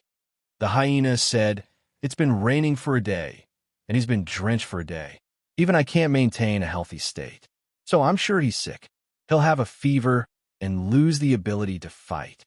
And Jinjian's lips curled into a smile. I think so too. It's such a cold day, and he's been drenched in rain for a day. Even a body made of iron can't take it. At daybreak tomorrow, we'll attack and kill him and that woman. Then, we'll leave this godforsaken place. The hyena said, Get your men to start preparing. Pile the firewood and light it up before daybreak tomorrow. Also, get your helicopter to join the battle and harass Charlotte from the air. And Xiaoxian said, He's already lost the ability to fight. Is there need to go through so much trouble? The hyena said, A thorough plan and complete preparation is the key to killing the enemy and winning. I should also go do my preparations. Listen to my instructions before daybreak tomorrow. Light the fire and attack. And Xiaoxian nodded. The hyena retreated into the forest and soon disappeared. After the hyena left, and Xiaoxian got his men to move the firewood to the edge of the forest near the line of life and death. Some of the firewood was dry, while others were wet. The gasoline to ignite the firewood was also prepared. When the time came, as long as the gasoline was poured on it, a spark would ignite the firewood and create thick smoke. On the beach, the helicopter was also ready. The two gunners and the helicopter pilot were only waiting for Xiaoxian's order to take off and kill Charlotte from the air. The enemy was already prepared. The arrow was on the bowstring, ready to be fired. On the mountaintop, it was another charming scene. The battle between Charlotte and Jiang Rui had ended, but the two of them were still hugging each other, feeling each other's existence, and unwilling to separate. Charlotte had actually seen in Xiuxian's men moving the firewood, but he hadn't taken any action. Seeing the firewood, he also understood in Xiuxian and the hyena's plan. However, he was disdainful. The thick smoke created by the firewood would definitely affect him, but this effect was mutual. As for him, he occupied the highest point, so the effect would definitely be much smaller than the gunners who were charging in the thick smoke. As the thick smoke rose, his XL 2500 was equipped with a silencer. He sniped the target in the thick smoke at the highest point. If Xiuxian's men scattered and charged, then no one would be able to see their companions fall in the thick smoke. Cleverness can be misled by cleverness. Sometimes it's better to be honest, Xiaolei muttered. What did you say? Jiang Rui's voice was soft, as if she had just finished a marathon. Nothing, Charlotte said. He looked into her eyes, and the familiar, intimate, and pleasing feeling was stronger than before. Jiang Rui looked a little shy. Why you haven't seen enough? Charlotte smiled, but he suddenly thought of something and looked a little nervous. Rui, we didn't use that just now. What if you have it? If there was an adult goods store on the mountaintop, this problem wouldn't exist. Unfortunately, there was no such store here. Jiang Rui thought for a moment. Then I'll give birth to you. I'll let his surname be Jiang. That way, Shinda Tianin won't know our secret. Charlotte secretly heaved a sigh of relief. Lei, I haven't had enough. Charlotte.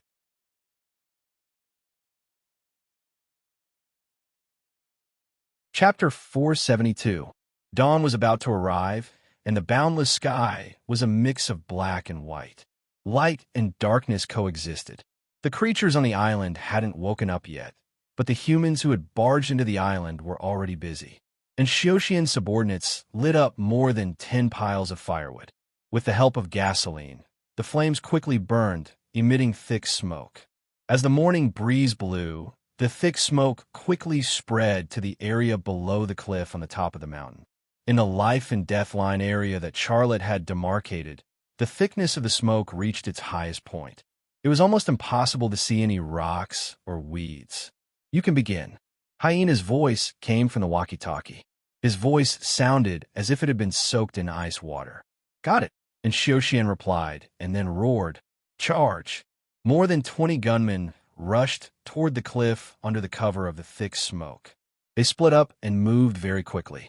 In the blink of an eye, they rushed past the life and death line that Charlotte had demarcated.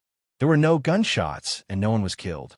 Charlotte, who was on the cliff, seemed to be sick and had lost his fighting strength. The smooth charge even gave some of the gunmen the illusion that Charlotte was not only sick, but also dead. In this illusion, a Russian gunman in the thick smoke had half his head blown off by a flying bullet. He died cleanly and painlessly, and no one discovered his corpse. The thick smoke obscured the vision of his companions. Pooh! Another bullet flew over silently, and a Korean gunman fell to the ground. About 10 to 20 meters away from him, one of his Korean companions was still holding a gun and rushing forward. He didn't notice him at all. About 5 seconds later, his companion suffered the same fate. Half of his head was blown off by a bullet. Xiaolei's hunt continued, cruel and merciless. The thick smoke did affect him to a certain extent, but the effect was pitifully small. Firstly, because of the height of the cliff, the thick smoke couldn't reach him. It only permeated the bottom of the cliff and was only a few meters thick. His left eye could rely on its ability to discover the enemy's tracks and easily kill them. It was the same thick smoke, but the gunners in the thick smoke were not so relaxed. They wishfully thought that since they couldn't see Charlotte naturally couldn't see them. What's more, it had rained for a whole day yesterday. They all thought that Charlotte had long fallen sick from the rain and lost his ability to fight. Rumble, the helicopter flew over the beach and quickly climbed to the top of the mountain. Yesterday, Xiuxian had actually sent a helicopter to observe the situation at the top of the mountain. Unfortunately, the hyenas stopped him. The reason was that they were afraid of alerting the enemy. Xiuxian thought for a moment and gave up on the idea of sending a helicopter to scout. He was also worried that Charlotte would see the helicopter. He was worried that he would send people to attack from the air and escape before he launched an all-out attack. Unfortunately, neither the hyenas nor Inshoshian knew that Charlotte had already killed a few helicopters. In fact, if Inshoshian had sent out a helicopter yesterday, his helicopter would have been destroyed yesterday.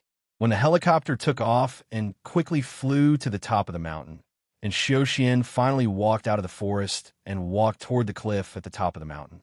Although he had already determined that Charlotte had most likely lost his ability to fight, he still appeared very cautious. He held a bulletproof shield in his hand and wore a set of sci-fi battle armor. If such an image appeared in a movie, Inshoshian could completely become a main character in a Hollywood hero movie, such as Captain America or Batman, because he was already extremely handsome. Inshoshian and Inshoshian's subordinates had all entered a state of battle, but the hyenas disappeared from the battlefield like a shadow. Where is he? No one knew, including Charlotte. The helicopter flew over the top of the mountain in a few seconds. A Korean gunner used a telescope to observe the boulder at the top of the mountain while reporting the situation through the walkie-talkie. "Young master, there's a boulder at the top of the mountain, but I don't see Charlotte and that woman. How is that possible?"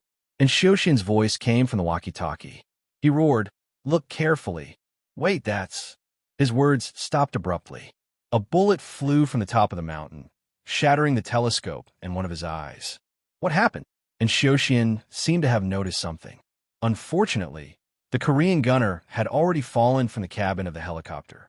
His body plummeted from the sky, and a few seconds later, he smashed into the ground, smashing his face beyond recognition.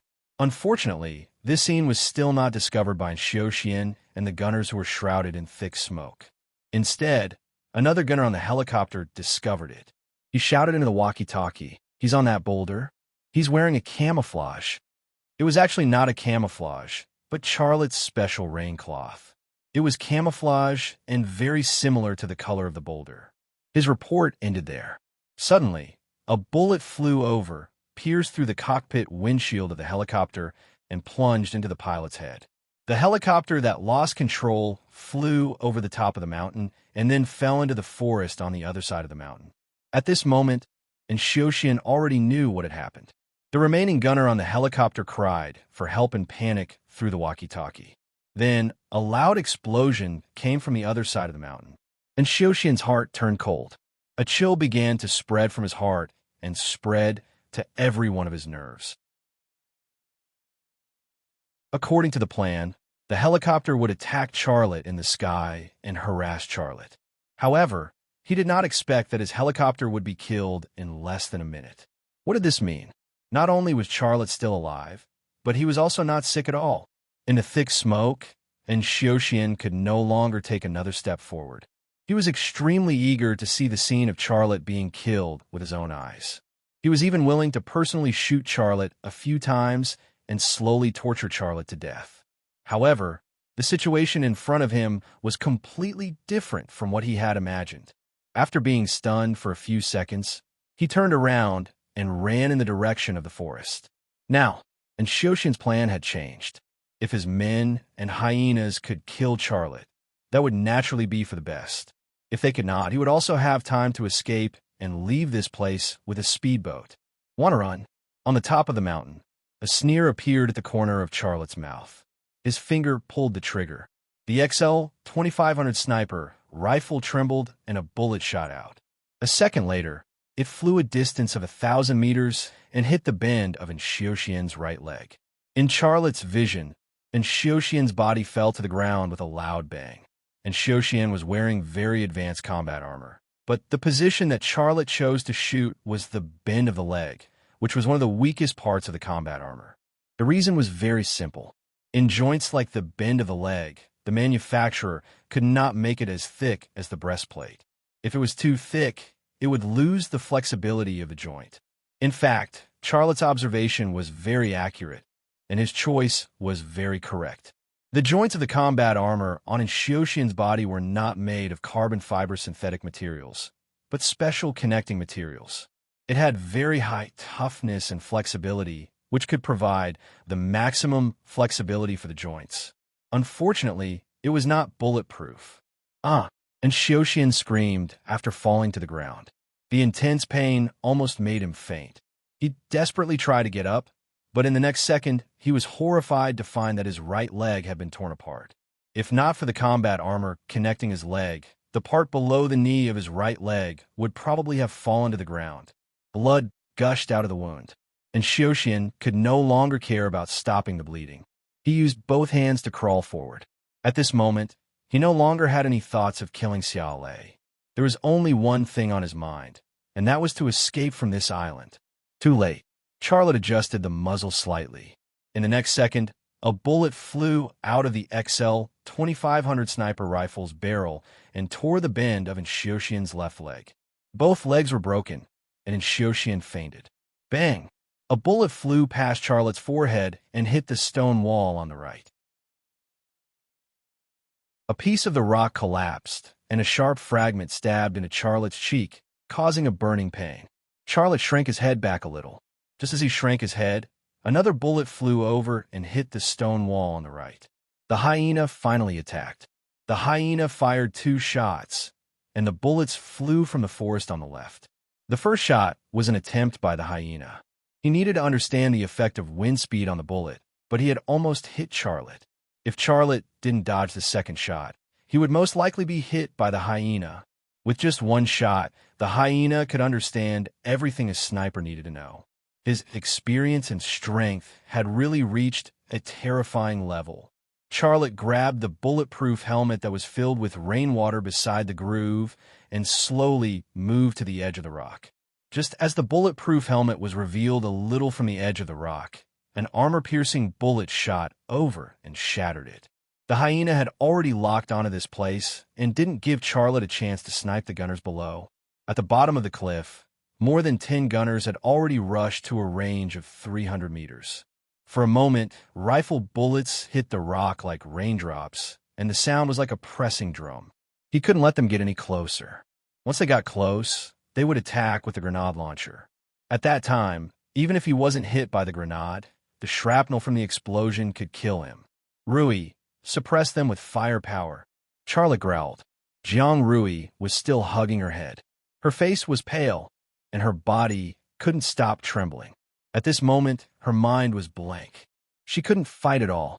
Charlotte grabbed the M16A2 assault rifle with the grenade launcher from her hand. He raised the grenade launcher slightly and fired a grenade into the sky. The grenade fell in a parabola and exploded on the ground in the blink of an eye. Boom! A Korean gunner was knocked to the ground by the grenade shrapnel. Rui, calm down a little. Did you see that? Just like how I used the grenade launcher just now. I need your help. Charlotte grabbed Jiang Rui's shoulder and shook her hard. This time, Jiang Rui came back to her senses and nodded her head vigorously. Charlotte loaded a grenade launcher with ammunition and handed the M16A2 assault rifle to Jiang Rui. Jiang Rui imitated Charlotte, tilted the muzzle, and fired a grenade into the sky. Boom! Another explosion came from the bottom of the cliff. Because the angle wasn't calculated, the grenade didn't kill any targets, but it did scare the gunners into slowing down. Charlotte couldn't care less about teaching Jiang Rui how to use the grenade launcher to kill the enemy. He grabbed the XL 2500 sniper rifle and quietly poked the muzzle out from the edge of the rock. Jiang Rui could buy him some time. He had to kill the hyenas during this time.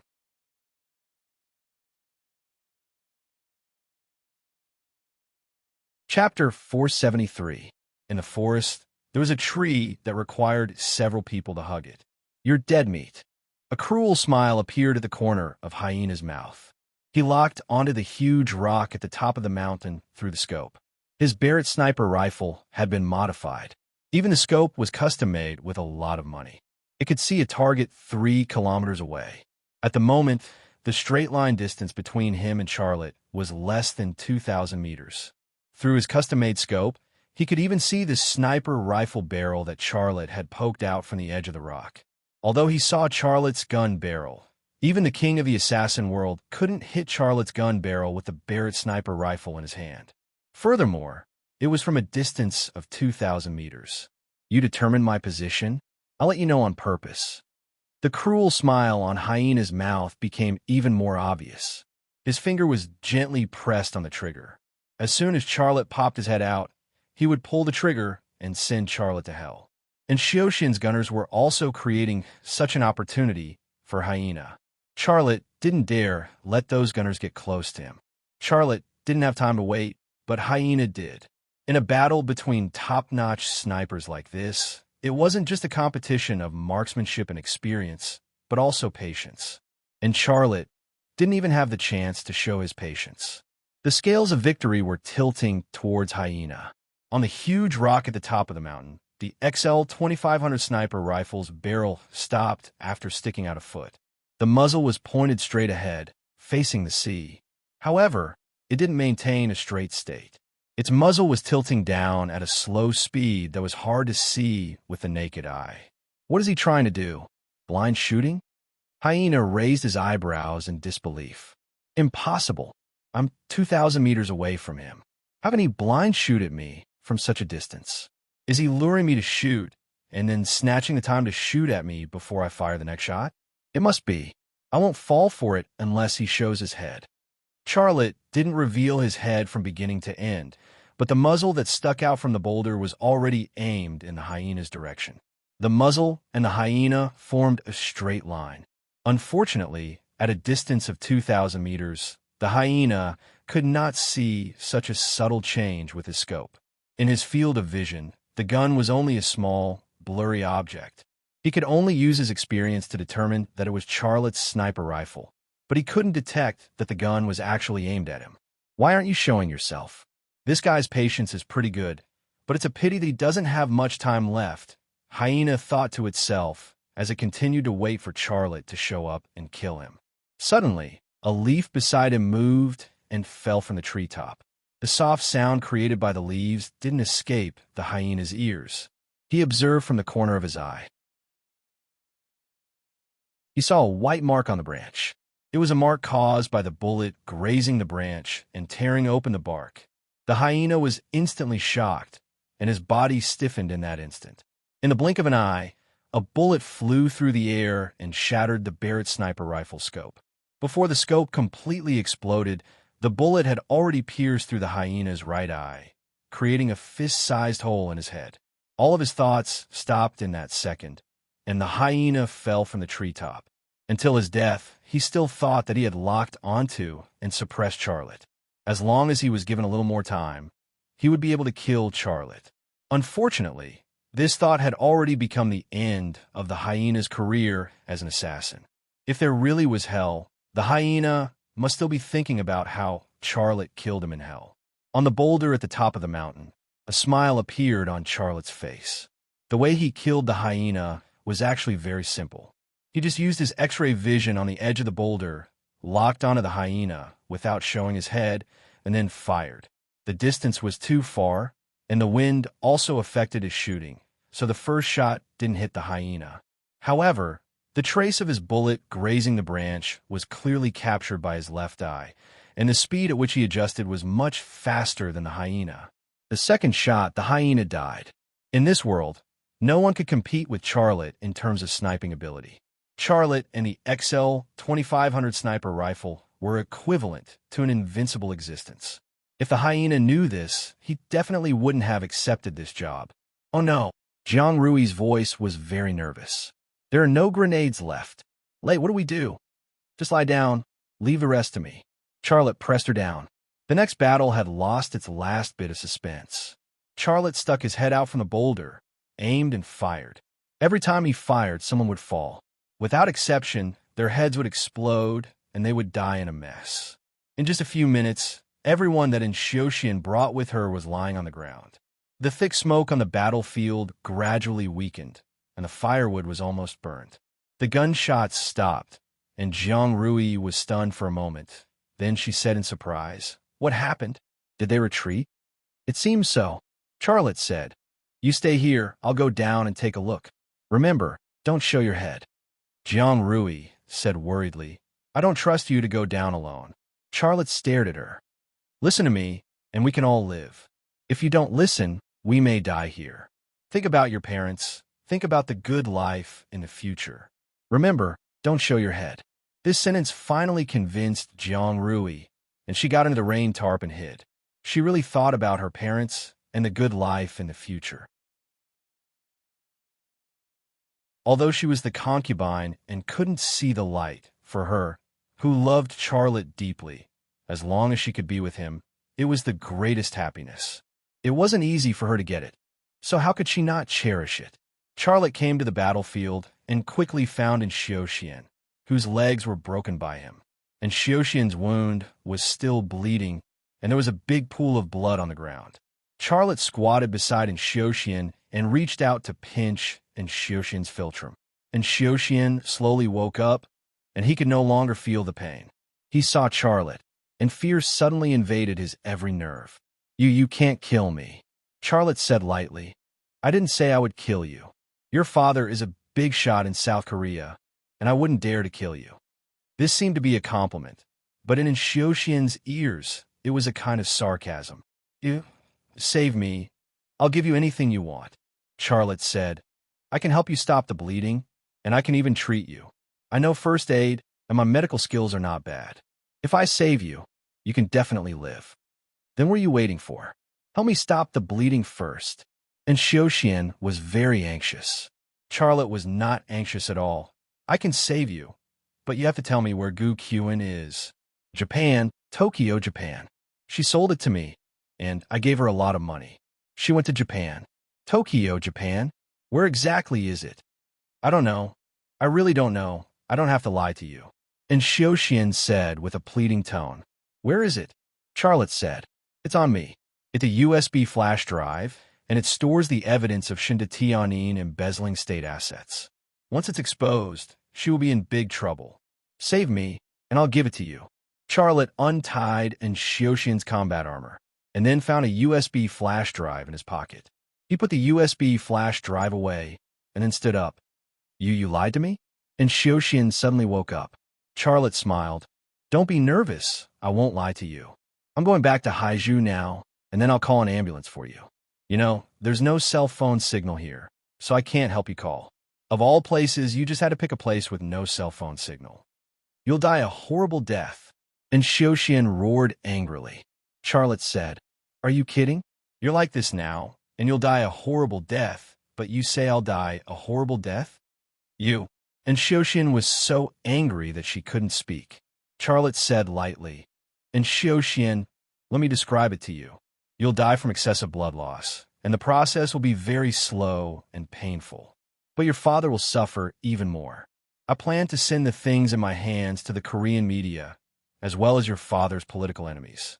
The things your father has done will be exposed, and he will lose everything, and then spend the rest of his life in prison."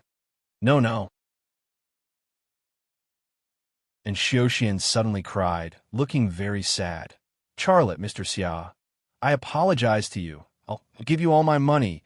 Please save me. I don't want to die. I don't want to die." Charlotte shook his head and turned to leave. "Mr. Xia, please sob." And Xiuxian was still crying, and his voice was full of despair, regret, and fear. Charlotte didn't look back. He had no mercy for his enemy, and Xiuxian had brought dozens of gunmen, and had also hired a top killer with a lot of money to kill him. If he didn't have the strength, he would have been killed by Xiuxian. If he were to lie on the ground and beg Xiuxian to spare his life, and Xiuxian's answer would probably be to shoot him. The smoke completely dissipated, and the corpses on the battlefield were revealed. Glancing at the corpses, Charlotte thought to himself, "Should I report this to 101 innings?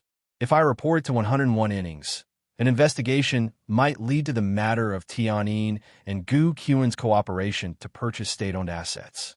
Forget it. I'll clean up the corpses and then convince Rui to keep it a secret. This matter might be hidden.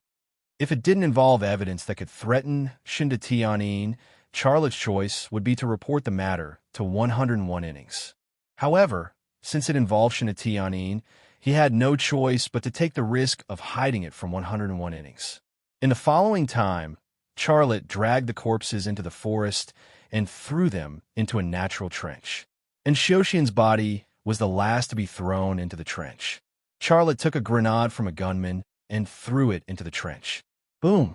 Amidst the explosion, one side of the trench collapsed, burying all the corpses. Goodbye in Xiaoxian, Charlotte said.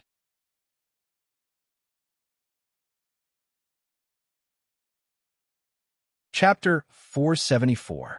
Jiang Rui came down from the boulder on the top of the mountain, but what she saw was a battlefield that had been cleaned up. There were no corpses, no weapons, which made everything she had experienced before seem a little unreal, like a dream. She was not a very smart woman, but she was not a very stupid woman either. She knew that Charlotte had cleaned up the battlefield. She was guessing Charlotte's motives in her heart, and she was also worried about him, but she did not speak out her thoughts and worries. Rui, Charlotte broke the silence between the two. I want to ask you. Charlotte did not continue. Jiang Rui leaned her elbow against Charlotte and said with slight annoyance, Lei, what is my relationship with you? I am your woman. Just say what you want to say. Don't hesitate. Charlotte sighed.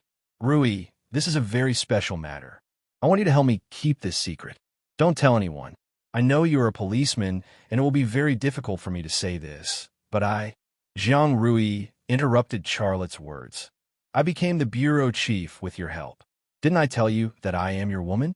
There is nothing difficult about it. If you ask me not to say it, I won't say it. I won't tell anyone. Is that okay? A smile appeared on Charlotte's face. Well, that's settled. Thank you, Rui. Jiang Rui suddenly slapped Charlotte's buttocks. Thank me, thank me. Then she waved her hand again, but Charlotte ran away. The two of them chased each other in the forest. After running and running, the two of them fell on a piece of grass and became entangled together.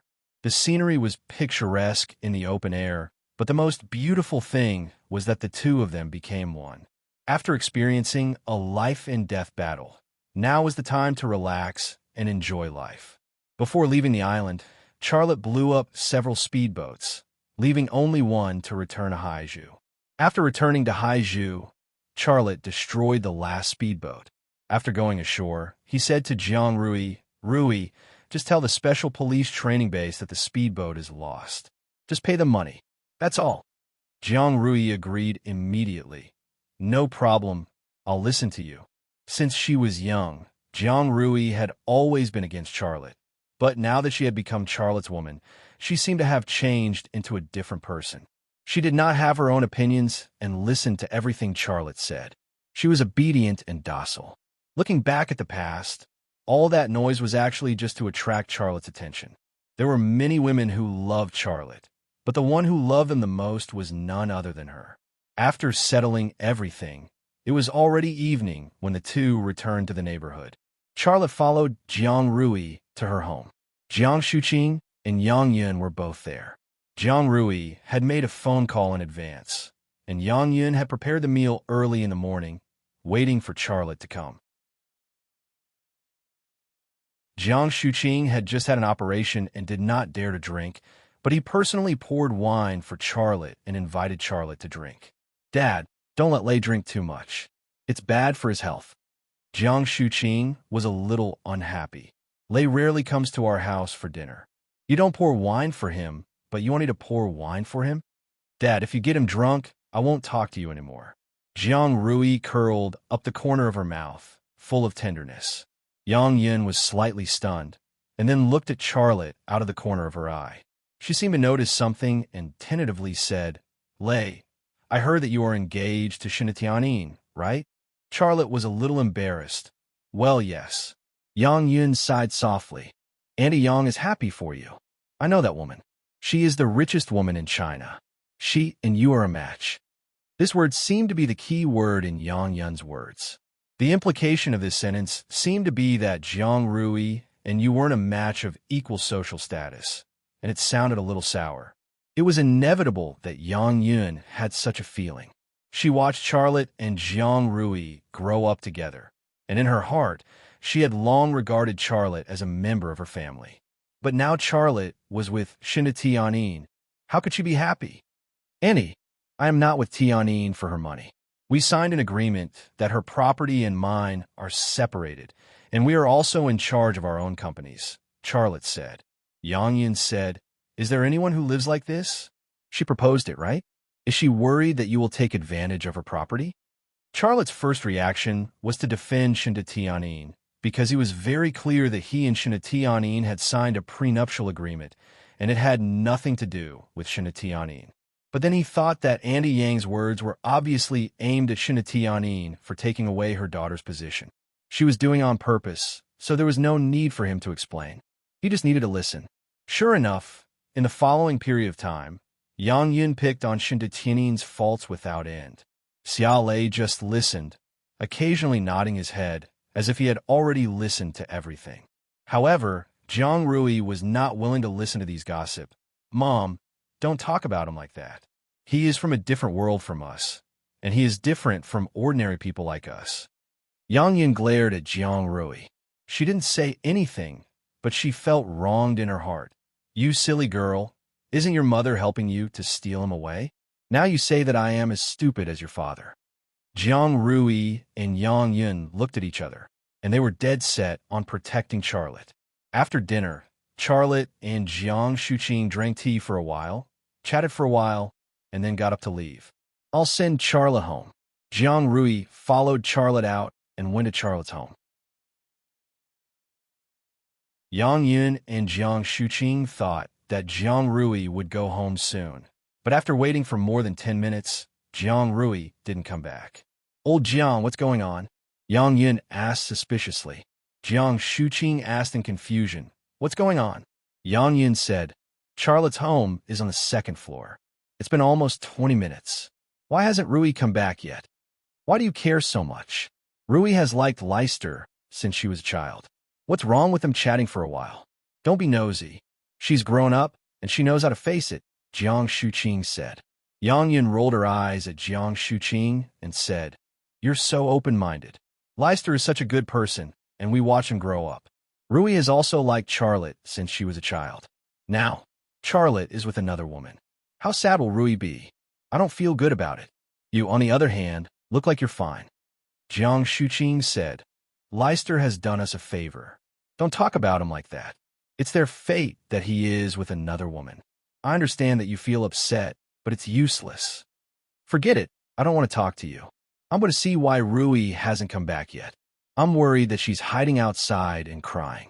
Yang Yun also wanted to go out. Jiang Shuqing said, "Find Rui and persuade her. No matter what, this life has to go on."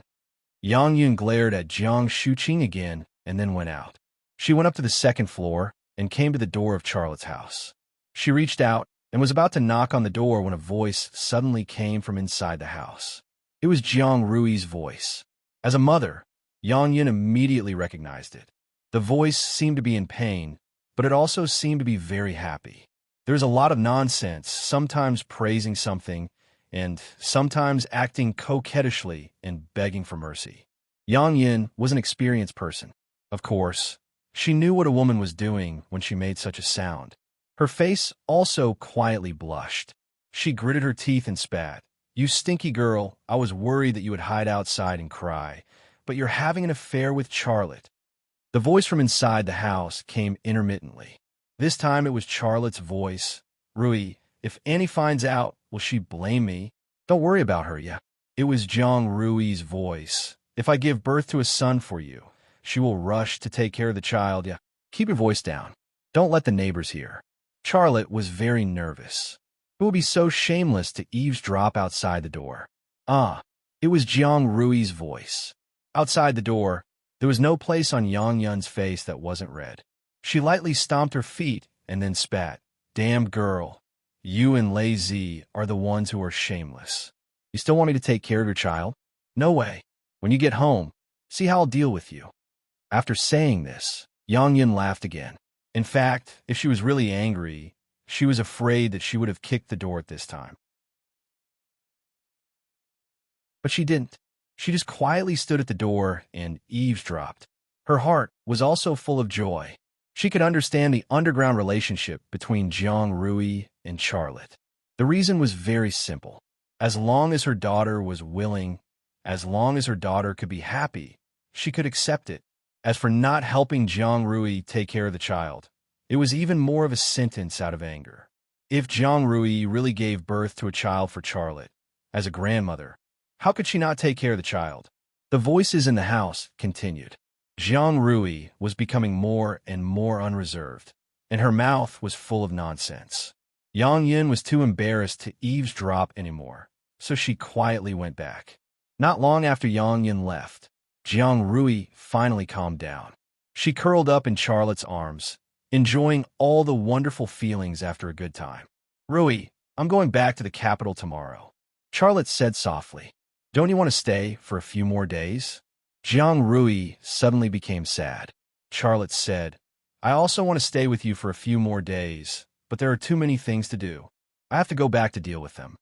The production plan of the Gale assault rifle and the research on the ancient alloy were all very important and had to be handled by him personally. "Well, although I don't want to, I know that a man should focus on his career," Jiang Rui said sadly. "When will you come back?" Charlotte said, "Haizhu is my home.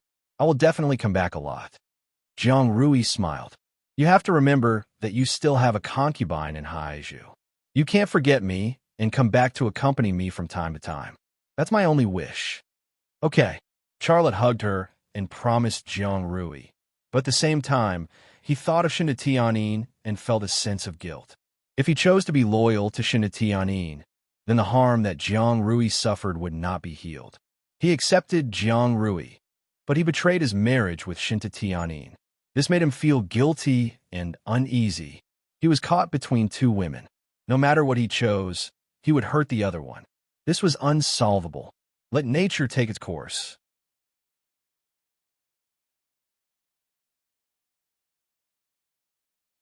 Chapter 475. Back in Kyoto, Charlotte was taken to the headquarters of Innings 101 by Long Bing before he had time to return to the Thunder Horse Army factory. Ling Hao was also in Sherborne's office.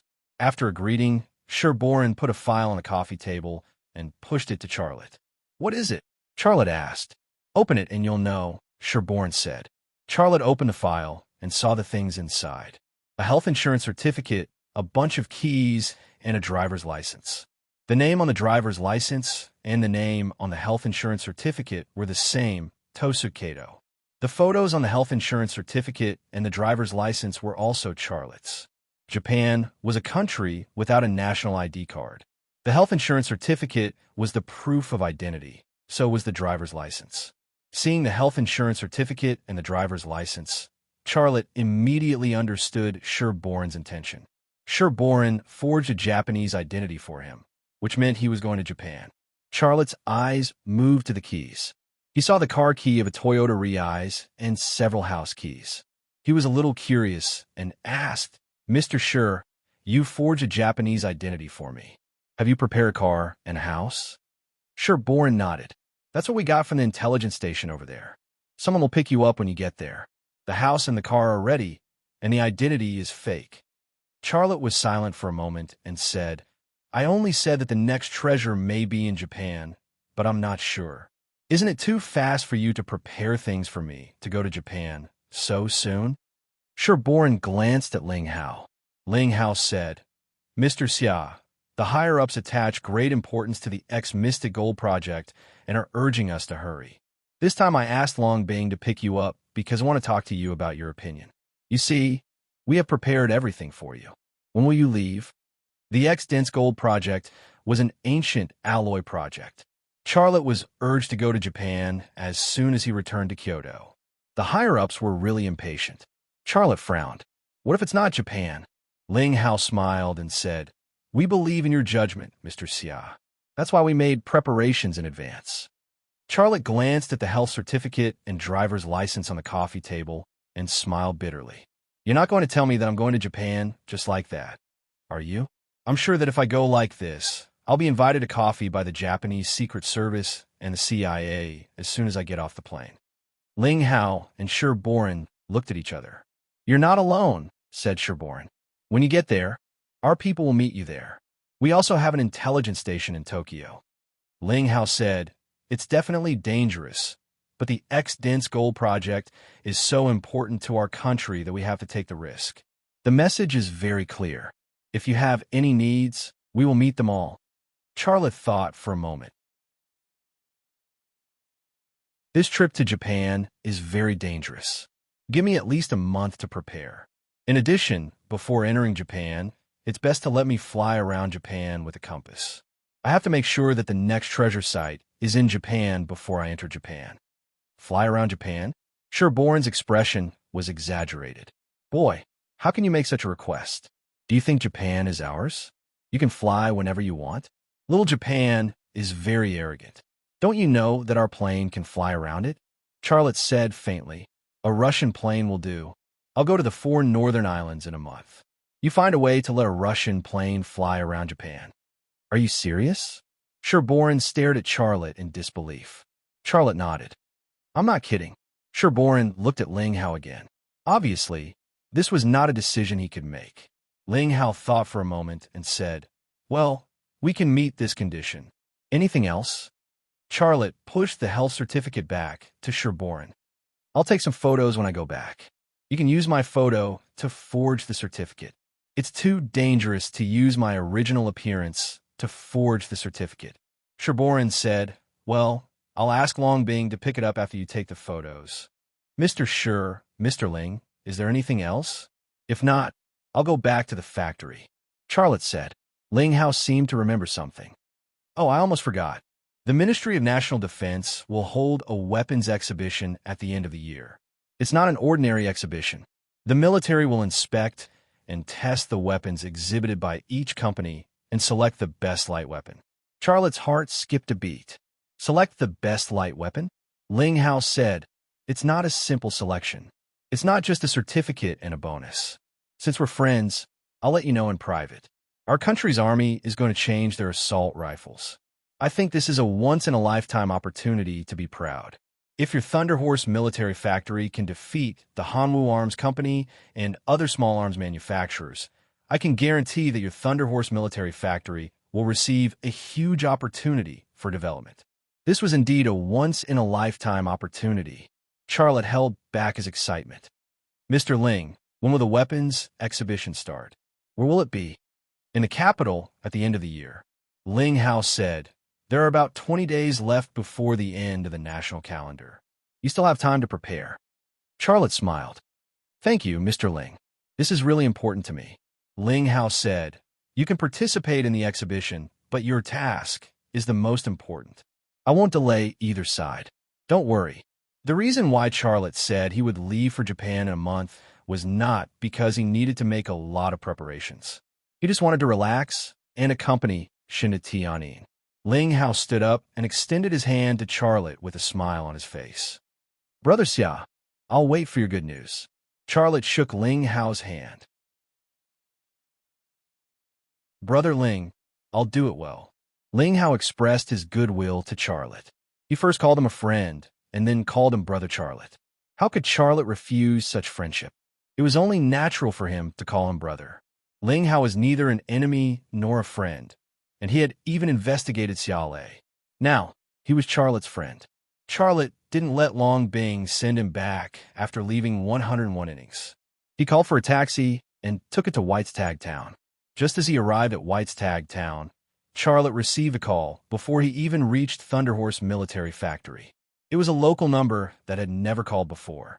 Charlotte hesitated for a moment before answering. Hello, may I know who you are? A familiar voice came from the phone. Mr. Xia, let's meet up. It was in Jinjian's voice. Charlotte was taken aback. It's you. You want to meet up with me? Where are you? I'm at a hotel in the town, next to your factory. I'll wait for you, and Jinjian said. Charlotte then said to the driver, Sir, please stop for a moment. I'll get off here. When the taxi stopped, Xiao Lei paid the driver and got out of the car. He then dragged his luggage towards White's Tag Town. As he walked, he called in Jinjian. Mr. Can you tell me why you want to see me? It's not convenient to talk over the phone. Let's talk when we meet. And Jinjian wasn't willing to say more. Charlotte gazed at the hotel in White's Tag Town. As he observed, he said, Mr. You should know very well what kind of place this is. It's best if you don't play any tricks. I won't. I've chosen this place to meet you. That's enough to show my sincerity. And Jinjian said, I'll be there in 5 minutes. Charlotte hung up, and Jinjian actually chased him all the way to China. Charlotte thought, there's no way Jinjian doesn't know I killed in Xiaoxian. Is he here for revenge? That's impossible. He wouldn't be stupid enough to act against me here. That would be suicide. If he's not here for Enchantment, then he's here for the evidence in my hands. What makes him think I'll give it to him? Now, Enchantment no longer had any cards in his hands to play. His son was dead, and the evidence that could threaten Shinatianin was lost as well. What could he use to convince Charlotte to hand over the evidence that could send him to prison? Everything in the town was normal, and there weren't any suspicious people around the hotel. When approaching the hotel, Charlotte even used his X-ray vision, but he didn't discover any gunmen hidden in the shadows. When Charlotte arrived at the entrance of the hotel, a Korean bowed to Charlotte and said politely, "Mr. Xia, please follow me. Our chairman is waiting for you in the room." Charlotte nodded indifferently and followed the Korean into the hotel. They arrived in front of a room. The Korean who led the way knocked on the door, and Jinjian's voice came from inside. "Please come in." When Charlotte entered, there was only Jinjian in the room. And Jinjian's eyes had lost their former sharpness and seemed rather lifeless. His hair seemed to have whitened quite a bit, as if he had aged 10 years overnight. Charlotte let down his guard and said indifferently, "Mr. N, what business do you have with me?" And Jinjian waved his hand, and the subordinate at the door closed the door. "Mr. Xia, can you tell me, is my Xiaoxian?" And Jinjian was silent for a moment before saying, "Still alive?" Charlotte shook his head. "Mr. N, are you joking? How would I know if your son is alive or dead? If you're here specifically to ask me this, then you can go back to Korea, because this is my answer." And Jinjian's expression immediately darkened. He seemed to have found the answer from Charlotte's tone and expression. He actually already knew the answer before he came, but he still had a sliver of hope in his heart. Now, that sliver of hope was gone, and Jinjian took a deep breath. "All right, he came to kill you. You're still alive, so there's no need for me to ask anymore. Let's get straight to the point. Give me a price for the item in your hand." Charlotte laughed coldly. "Mr. N, are you kidding me? You've already admitted it yourself. You got your son to bring dozens of people to kill me, and you even hired a world-class assassin.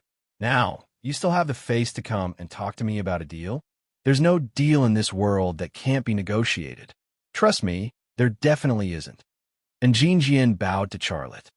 "I would like to express my sincerest apologies to you. Please take into account that I've already lost my son and complete this deal with me." "You can do that." Charlotte laughed.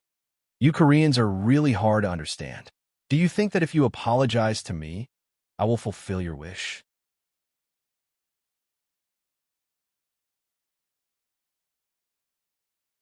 Chapter 476.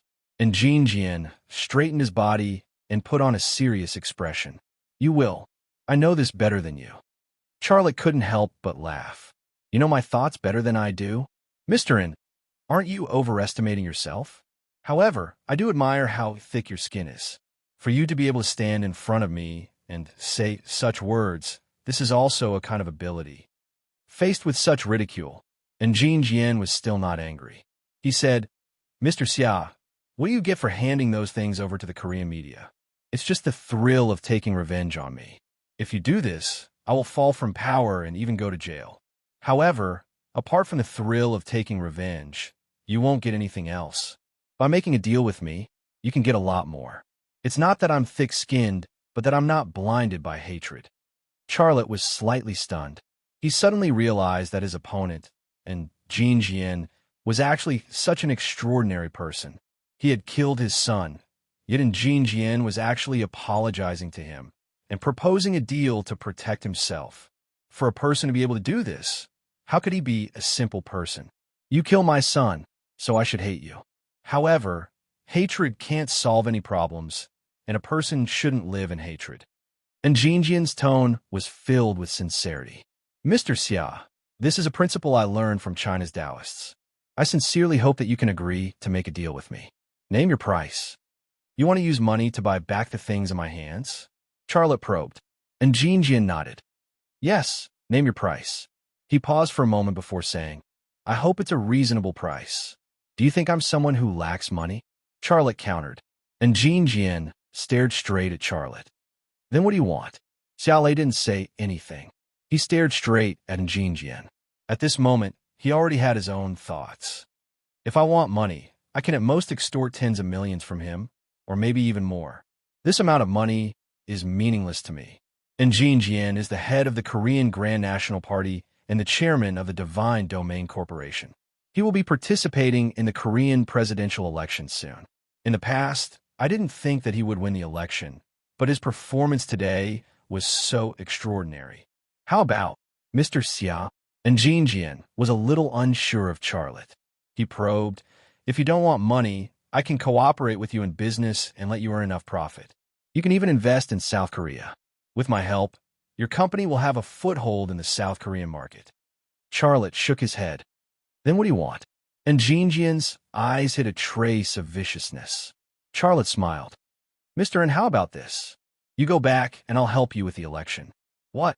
And Jin Jian asked in shock. "What do you mean?" Charlotte said, "You probably only have one goal left in your life, which is to be the president of South Korea. My words are also very clear. I will help you run for the presidency of South Korea. Mr. Xia, please don't make such a joke. What can you help me with?" And Jin Jian suppressed the anger in his heart.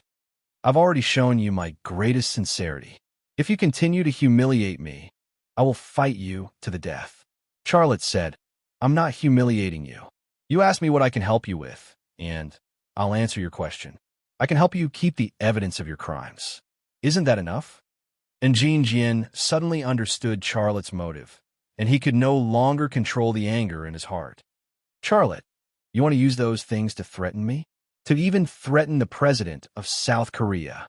You're too arrogant." Charlotte shrugged his shoulders. "You're not willing? Then you can go to jail." "You..." Hearing the word jail, and Jin Jian's anger immediately subsided. Charlotte said indifferently, "Be the president or go to jail. Do you think a smart person like you doesn't know what to choose?" And Jin Jian shouted at Charlotte, "Scoundrel, you can't do this. How about this?" Charlotte said, "I'll make an agreement with you. I'll keep the evidence for you. If you win the election, I just want you to do 10 things for me. After that, I'll return the evidence to you. If you don't win the election, I'll hand the evidence over to the police and media of South Korea and send you to hell. You don't have any sincerity. I can't guarantee that I'll win the election. I've said it before. I can help you." Charlotte said, "If I can get the evidence of your crimes, I can also get the evidence of your opponents. That's my sincerity." And Jin Jian fell silent. "I only have one condition. I'll give you 1 minute to consider it. After 1 minute, I'll leave this place. At that time, you can come and beg me again. I won't make any deals with you," Charlotte said. And Jin Jian's expression was unsettled, and his heart was heavy. After 1 minute, Charlotte looked at his wristwatch. "Time's up. Tell me your decision." And Jin Jian sighed. It's a deal. If he had any other choice, and Jin Jian wouldn't have made such a deal. But the problem was that apart from the 2 options Charlotte gave him, he had no other choice. If he rejected Charlotte, he would lose everything he had and even go to jail.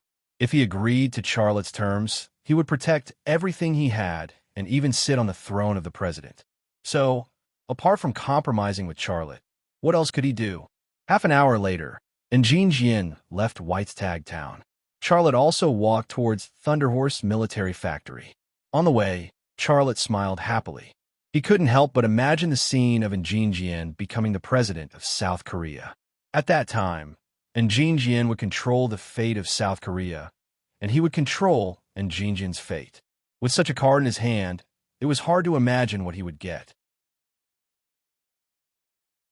At that time, if I wanted the F-35 fighter technology that America sold to South Korea, Jin Jian would probably have to obediently give it to me, right?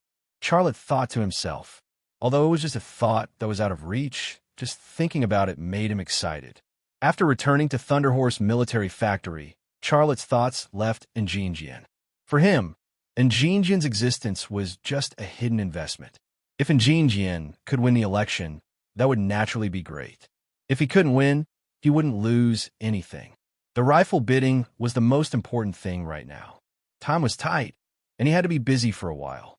When Charlotte returned to the factory, the management of Thunderhorse Military Factory all came to see him and swiped a card. Xia Shui was also in the factory. When siblings met, they were naturally very close. What are you doing here instead of staying in school? In the office, Charlotte looked like a strict elder brother. Xia Shui said, Brother, are you so busy that you don't even remember the time? Today is Saturday. There are no classes in school. I'm here to help you. You have to pay me. Charlotte couldn't pretend anymore. He smiled. Didn't I give you a card? That's a card that can overdraft 1,000,000 yuan. Isn't so much money enough for you? I don't lack money. I lack love. Xia Shui curled her lips. But you and Shinta Tianyin got married, but I was the last to know. Do you still have me as your sister in your heart? Charlotte said, Don't say that. Don't you know what kind of person your brother is? Let's go to Shinta Tianyin's house tonight. You can go and meet your sister-in-law. Xia Shui smiled. My sister-in-law is the richest woman in China. She is very powerful. I can definitely learn a lot of things. However, she is such a powerful woman. I'm still nervous to see her. Charlotte smiled and said, You little girl, she is your sister-in-law. No matter how powerful she is still your sister-in-law. Why are you nervous? Besides, don't look at her being very strict outside. She is very easygoing at home. You will have no problem getting along with her. Well, I'll go and do something first. We'll go to sister-in-law's house after work. Xia Shui left happily. Charlotte stayed in the office for a while and left for Anina's villa. When he came back this time, Anina was the only manager who didn't come to see him. It wasn't because he and Shinta Tianyin were married, but because she stayed up all night last night. She was really tired. The villa was guarded by Wu Xiaoguo's special forces. Even a sparrow couldn't fly in. However, Charlotte had the highest authority here. He could enter and exit freely without any restrictions. Charlotte entered Anina's room. Anina was sleeping soundly on the bed. She didn't notice his arrival at all. There were a lot of drawings and documents on the table in the room. There was also a half cup of cold coffee. Charlotte couldn't help but sigh in his heart. He also felt a little guilty. In order to be with Shinta Tianyin, he drew a clear line with Anina, but he accepted Jiang Rui. From this perspective, it was actually unfair to Anina. She was a German woman who lost everything. She followed him and worked for him. How could he treat her like this? However, a Shinta Tianyin and a Jiang Rui were enough to give him a headache. If he added Anina, his emotional world would be chaotic. Charlotte looked at Anina quietly for a while. Then he walked to the table and wrote a paragraph on a piece of paper. I'm back. You are asleep. I don't want to wake you up. Have a good rest. Don't be too tired. Tomorrow, I want to talk to you about the Gale assault rifle. Just as Charlotte was about to leave, Anina suddenly turned over. The quilt slipped from her body to the ground. Her snow-white and delicate beauty was immediately exposed. There wasn't even a single hair on her body. She was so smooth that it looked like she was carved out of white jade. She had a tall and slender body, full and firm breasts, a flat and soft belly, and Charlotte smiled bitterly. You still can't change your habit of sleeping naked. It's winter now, you idiot. He walked over, picked up the quilt on the ground, and covered Anina with it. At this moment, his heart was soft. After leaving Anina's room, Charlotte entered the underground laboratory. The 7 pieces of ancient alloy, the bronze book, and the compass were all placed on the workbench. His left eye twitched slightly. Then, Princess Yong Mei appeared in the basement. She was naked and beautiful. As soon as she appeared, Princess Yong Mei shouted at Charlotte angrily, Don't lock me in there again. You. This was the first time she was so angry. Charlotte was surprised and not used to it. I don't want to stay in that cold place anymore. No. Princess Yong Mei lost control of her emotions. The temperature in the basement suddenly dropped. On the workbench, the remaining liquid in a glass was frozen in the blink of an eye.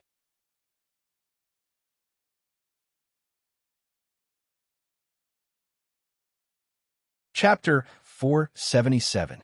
As she collected more and more ancient alloys, Princess Yong Mei became more and more complete. Her humanity and emotions became more and more like a real person.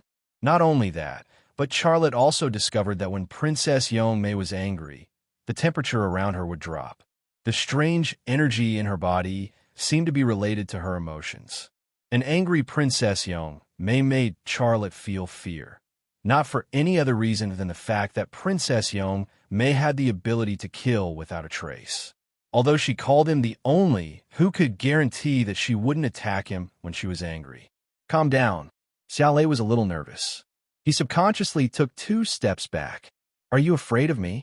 Princess Young May seemed to sense something. Charlotte pretended to be calm. A little. I don't know what you are, but you scare me. I will never hurt you, because you are the only one, Princess Young May said. Also, don't you know? I can't kill you. Charlotte seemed to understand something. He thought of the experts who were either dead or crazy. They had all come into contact with ancient alloys, but he was the only one who was not affected. If it was a kind of energy that killed or drove those experts crazy, then he, who was immune to this energy, could not be killed by Princess Young May. Wait, a thought suddenly flashed in Charlotte's mind. Why am I immune to the ancient alloy and Princess Young May's energy? Do I have this energy in me, but I just haven't noticed it? Or is it lurking in my body and hasn't awakened? This was a very bold idea, but it was also very possible. After this thought popped up, Xiaolei's back quietly broke out in a cold sweat. He thought of Shinta Tianyin. If he had the same energy as Princess Young May, but it suddenly awakened when he was intimate with Shinta Tianyin, wouldn't Shinta Tianyin be frozen into an ice beauty? Princess Young May looked at Charlotte quietly. Her eyes seemed to be able to see through his soul. At this time, Charlotte had a new idea. If my body contains the same ability as Princess Young May, will this ability awaken after I take the last AE capsule? And will I become like her? This thought made Charlotte break out in a cold sweat. If he took the last AE capsule, he would become like Princess Young May. No matter how powerful it was, he didn't want it. What are you thinking about? Princess Young May probed. She couldn't really see through Charlotte's mind.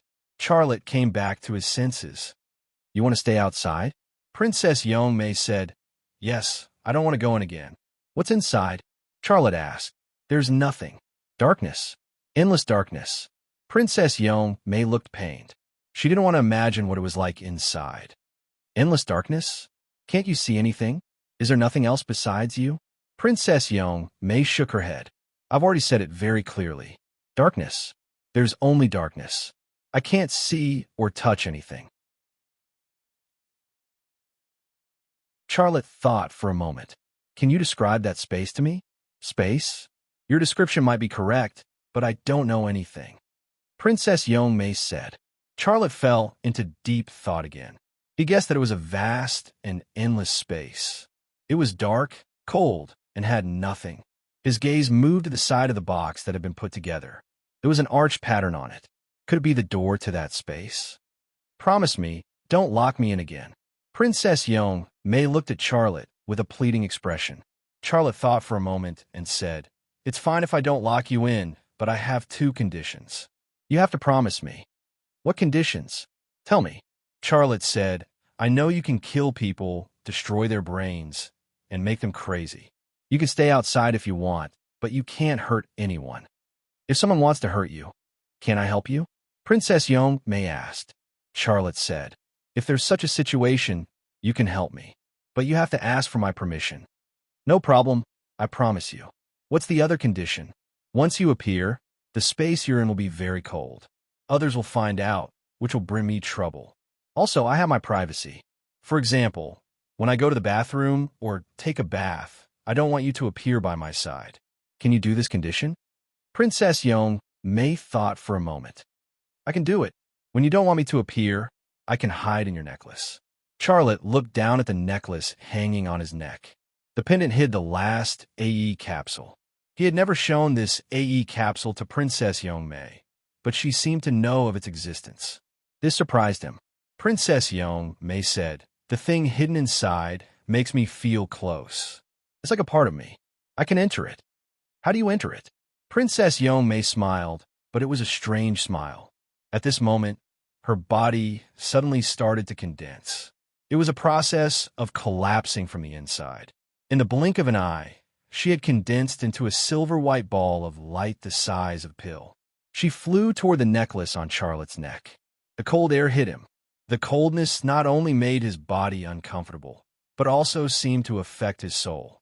Just as the white ball of light was about to enter the necklace, Charlotte suddenly looked at the ancient alloy on the workbench and saw through it. Coldness and darkness swept over, and his soul seemed to fall into a dark abyss. Soon, this feeling disappeared. When his vision returned to normal, Princess Young May had disappeared. Charlotte also saw through the necklace. Fortunately, the AE capsule inside was intact. Charlotte had promised her that he wouldn't lock her up, but he had gone back on his word. Princess Young May's last smile had chilled his heart. At that time, he had suddenly thought of those experts who had been killed or gone mad. He suddenly realized that it was unwise to make such a deal with Princess Young May. Princess Young May was becoming more and more complete, and her ability was getting stronger. Moreover, she was easily angered and out of control. He could barely control her now, but after collecting the ancient alloy, Princess Young May would become more complete and powerful. He wouldn't be able to control her. Most importantly, at that moment, he suspected that Princess Young May was after his AE capsule. The reason was simple. Since she could compress her body, she could hide in a pen holder or even a wallet. Why did she have to hide in the AE capsule? The last AE capsule hanging around his neck was the source of his ability. Everything he had now was built on it. He regarded it as more important than anything else. Even Princess Young May couldn't touch it. That was close. I almost fell for her trick. She said she didn't want to stay in there, but hasn't she been in there for the past few hundred years? Forget it. I won't let her out in the future. At least, not before I crack the secret of the ancient alloy. Charlotte made up his mind. Leaving the underground laboratory, Charlotte went to the office for a while to deal with some company affairs. After work, he took Xia Shui to Shintu Tianin's home in the capital. On the way, Xia Shui shouted that she wanted to buy a gift. Charlotte couldn't persuade her. He had to stop and accompany her shopping for a while. After buying a lot of gifts, he drove to Shintu Tianin's home.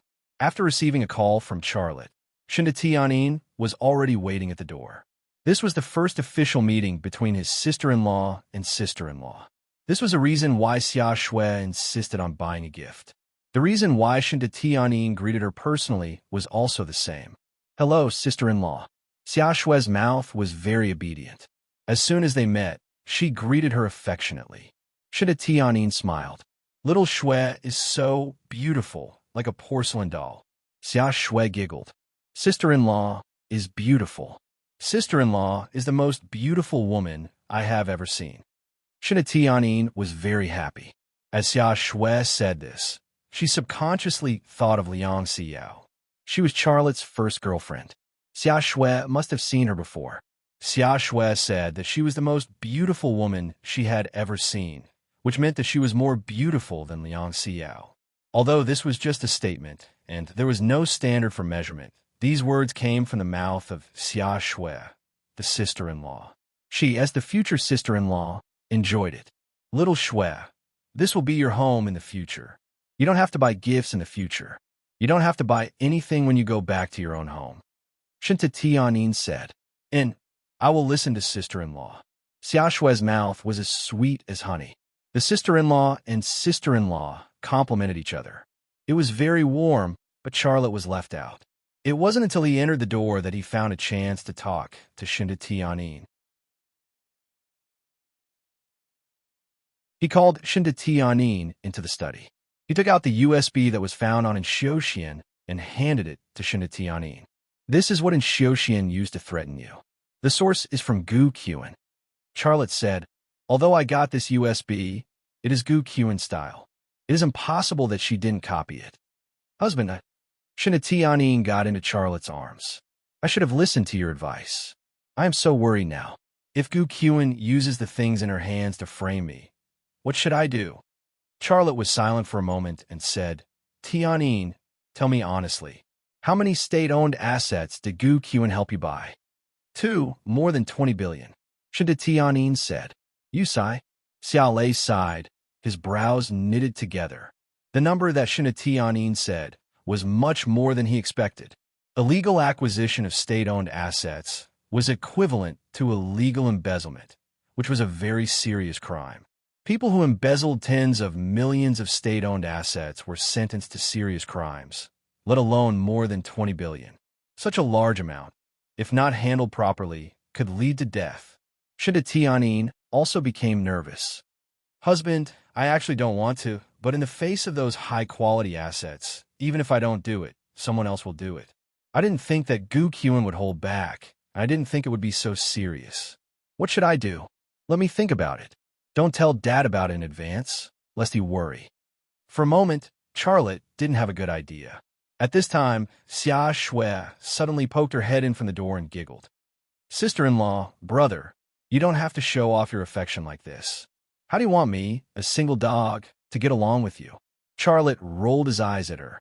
Chat with your sister-in-law for a while. I'm going to cook. Okay, brother is really a good husband, Xia Shui said with a smile. A smile also appeared on Shinta Tianyin's face, but she was obviously not in the right state of mind.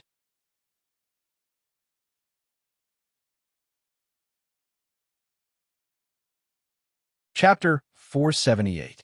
After the family had dinner, Xia Shui went to the room that Shinta Tianyin prepared for her. Charlotte and Shinta Tianyin also returned to their rooms. During dinner, Shinta Tianyin was still talking and laughing. But as soon as she entered the room, she seemed to have changed into a different person. Her eyebrows were shrouded in a gloomy cloud, and she looked like she was preoccupied. She couldn't be happy. In China, there were many people who embezzled state-owned assets. The phenomenon of collusion between government officials and businessmen was also very common, but the people who were punished were very few. It was also because of this phenomenon that she accepted Gu Qian's suggestion in the beginning.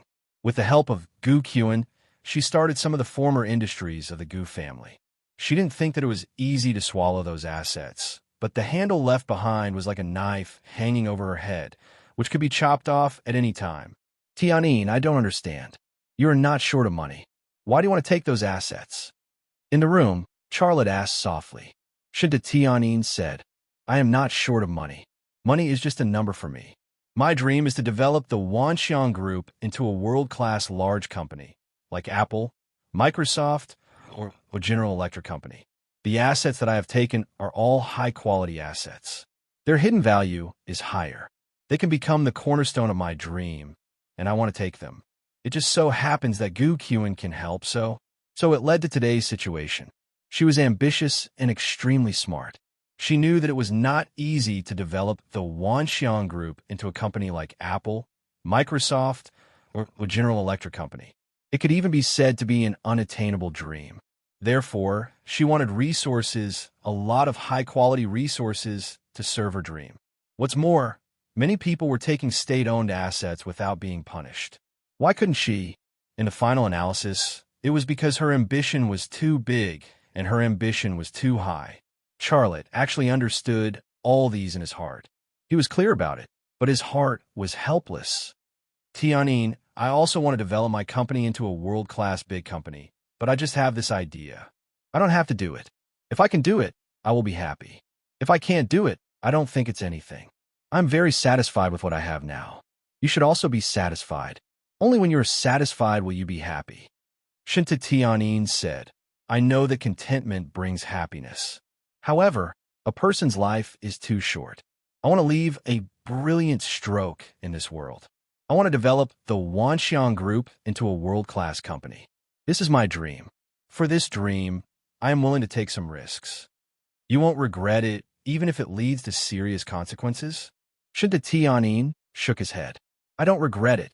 Charlotte couldn't help but sigh in his heart.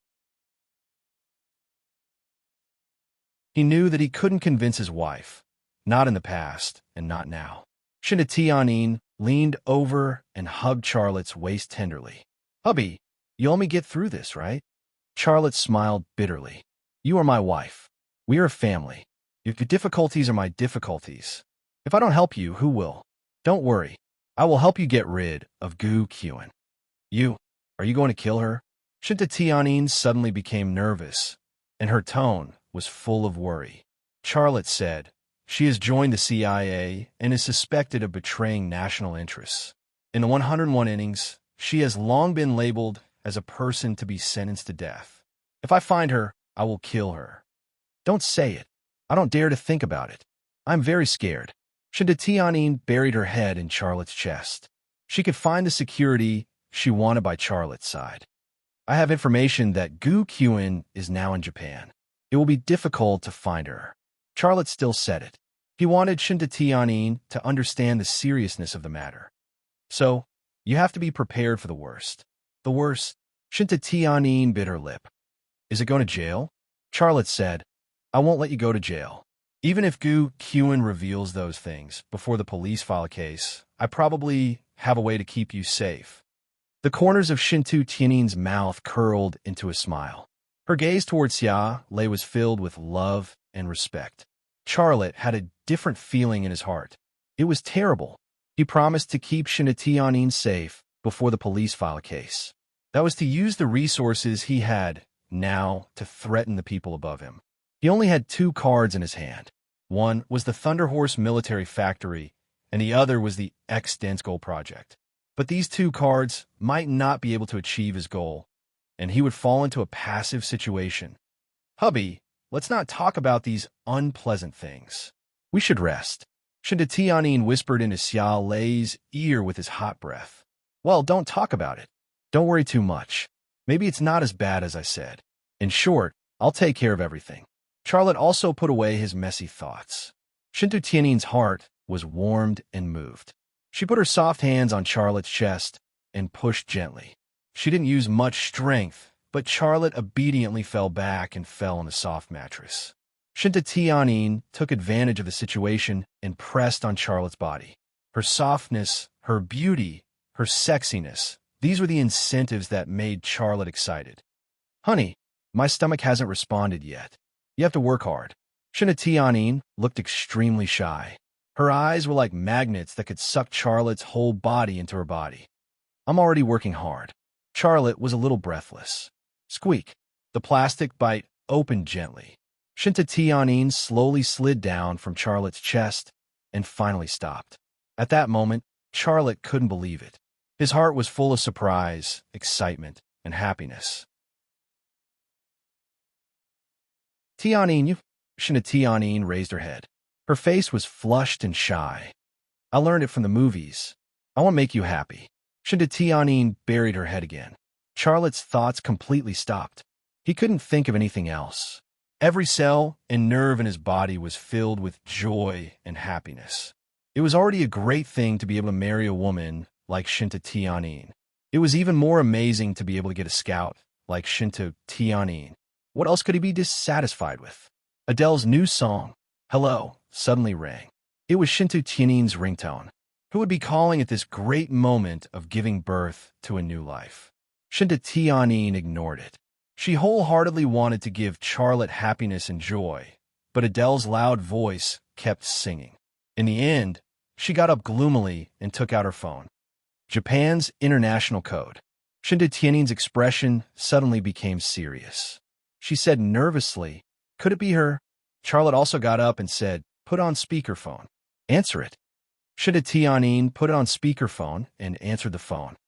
Hello, who is this? A woman's voice came from a phone. Shinta, long time no see. How are you?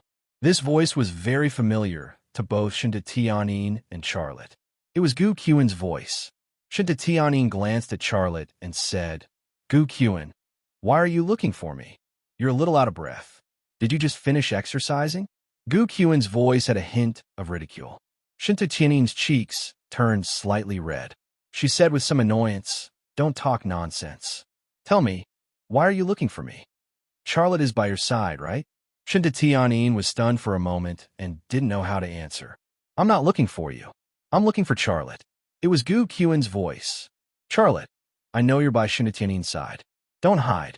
Tell me. Charlotte took the phone from Shinta hand and said to the phone, I'm Charlotte. Tell me, what do you want? Ha ha, you're really here. Gu Qin said with a smile.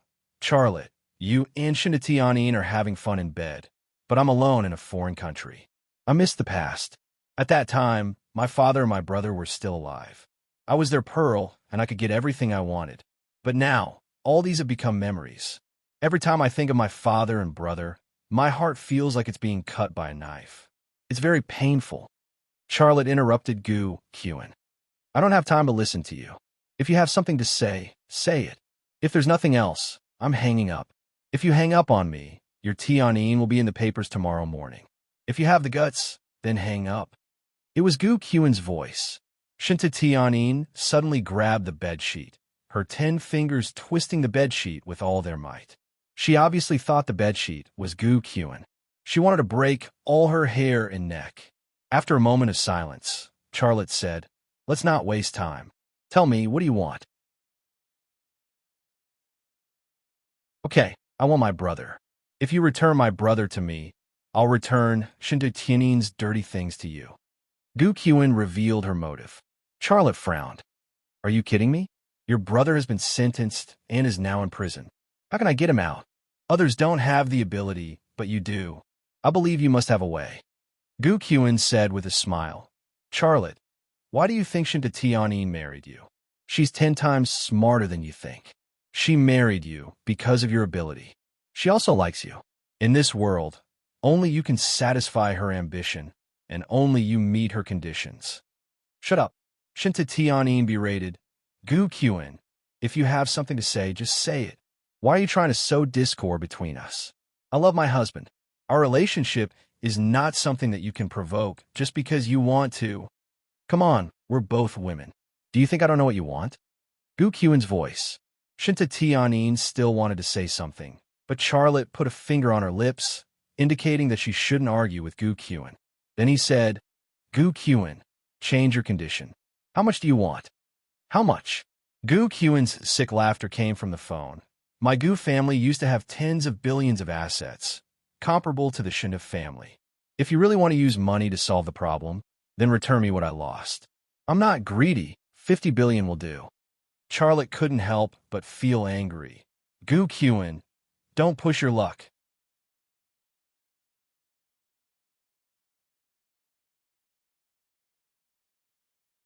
Chapter 479. Although the two places were separated by thousands of miles, the smell of gunpowder had been transmitted to each other through the satellite signal. "Are you threatening me?" "Charlotte, I only have one condition. Save my brother and we'll exchange. I'll give you 2 minutes to think about it. If you don't agree, I'll hand the things over to the media and the prosecutor. Your Shinta Tianyin can just wait to go to prison."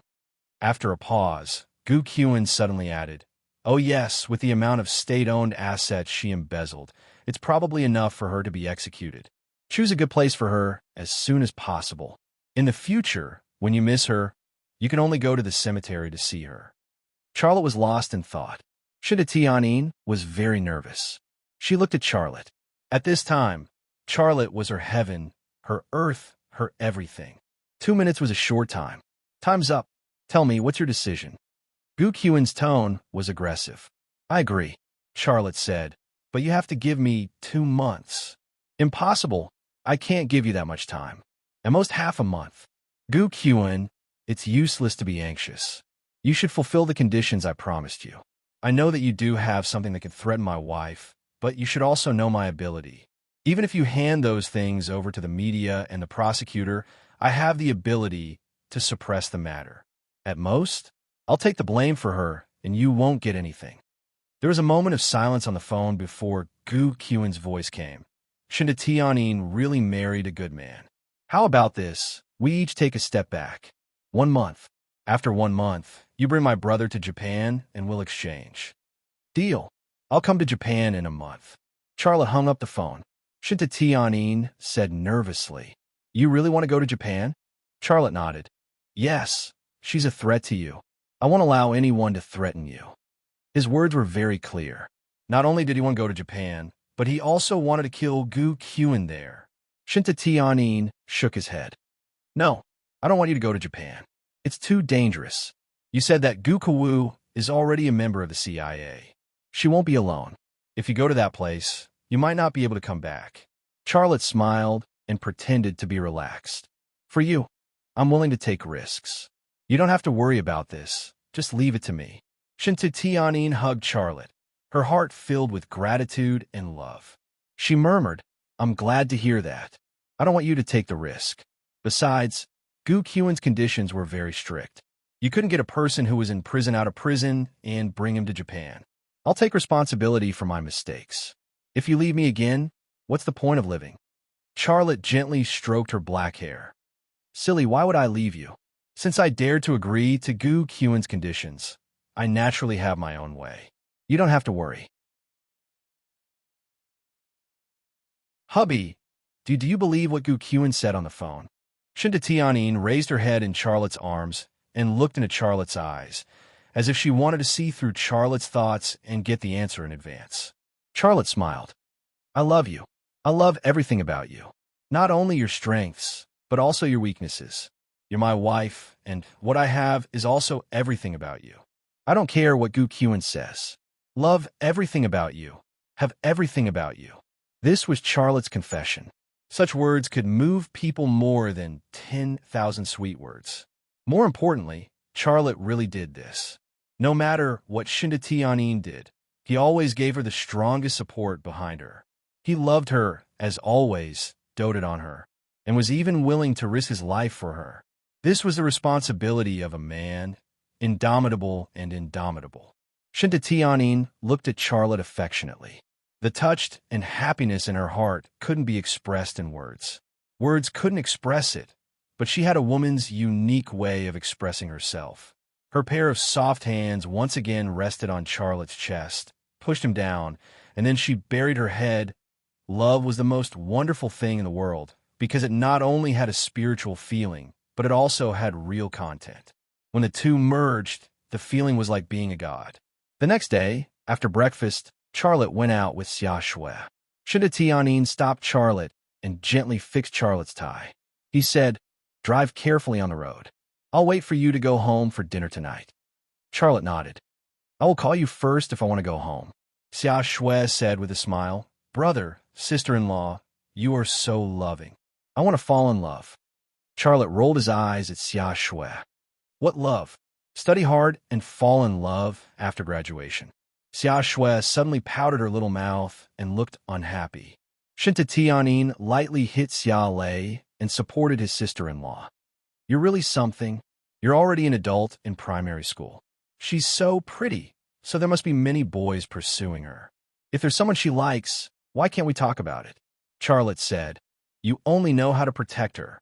Xia Shui came over and held Shinta Tianyin's arm. She said with a smile, "Sister-in-law is still the best.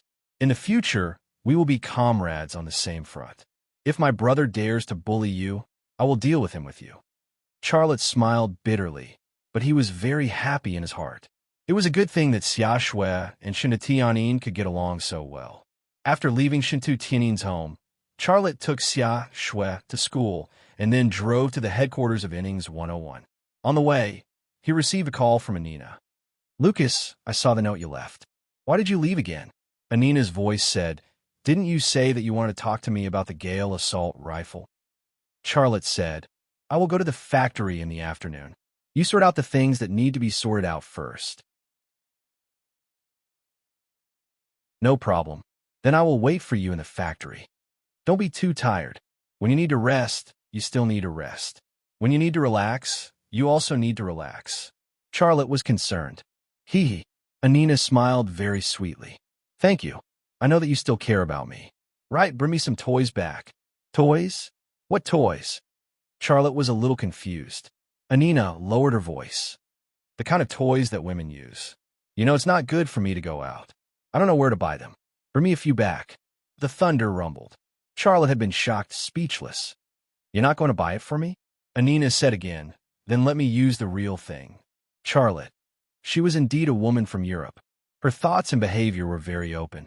If it was a woman from China, this kind of words would definitely not be said. However, Anina wanted to talk about this kind of adult topic. He didn't dislike it and didn't refuse it. As long as she was happy, there was no problem talking about it. As for borrowing the real thing, he had to think about it.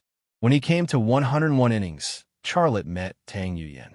The two entered the secret elevator together. For some reason, there was a faint awkwardness in the elevator, and there was a faint smell of ambiguity. Charlotte, can I ask you a question?" Tang Yuyan broke the silence in the elevator. "What?" Charlotte said casually. I know that you and Shinda got married and became Shinda husband. Are you happy? Tang Yin looked straight at Charlotte, waiting for his answer. Charlotte was slightly stunned. Then he said with a smile, "Why are you asking me? Such a strange question."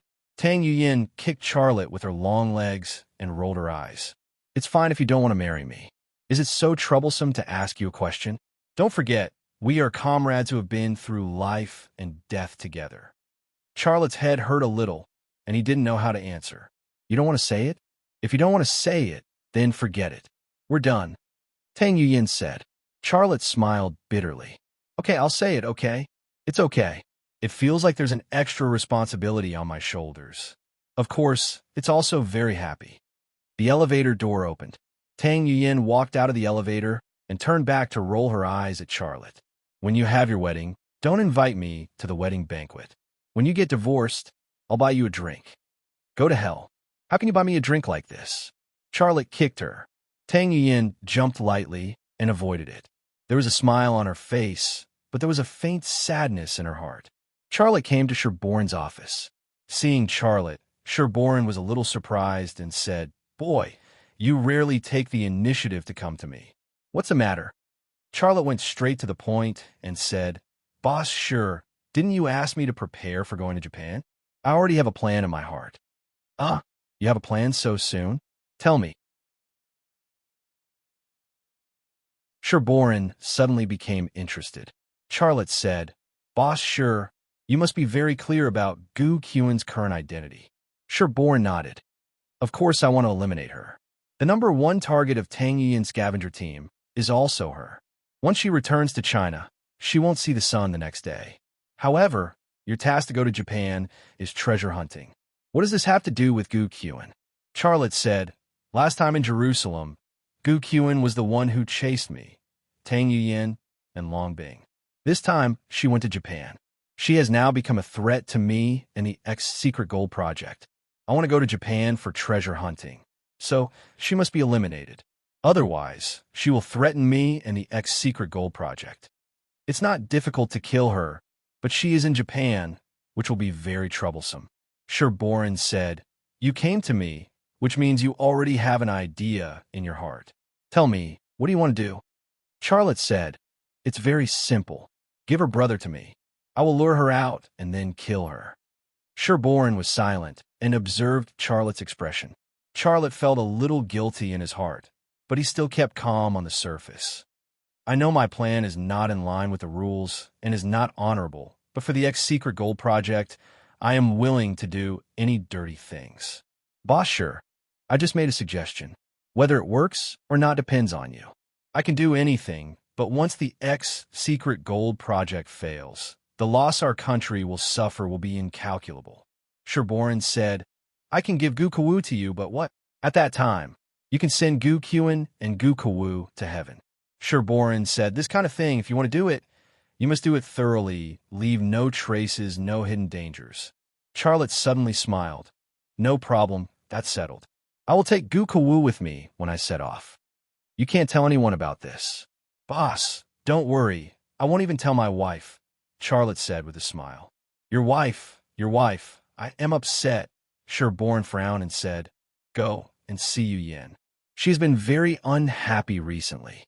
She used to be a lively and lovely girl, but now she has become sentimental and always in a daze. Go accompany her and have a chat with her." "Oh, I remember. I have to host a meeting.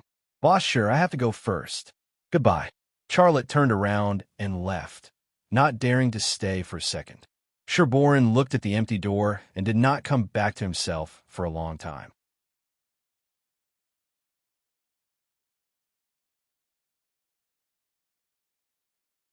Chapter 480. Back at the Thunder Horse Army factory, Anina flew over and gave Charlotte a firm hug as soon as he entered the office. Not only did she hug him, but she also kissed Charlotte on the cheek.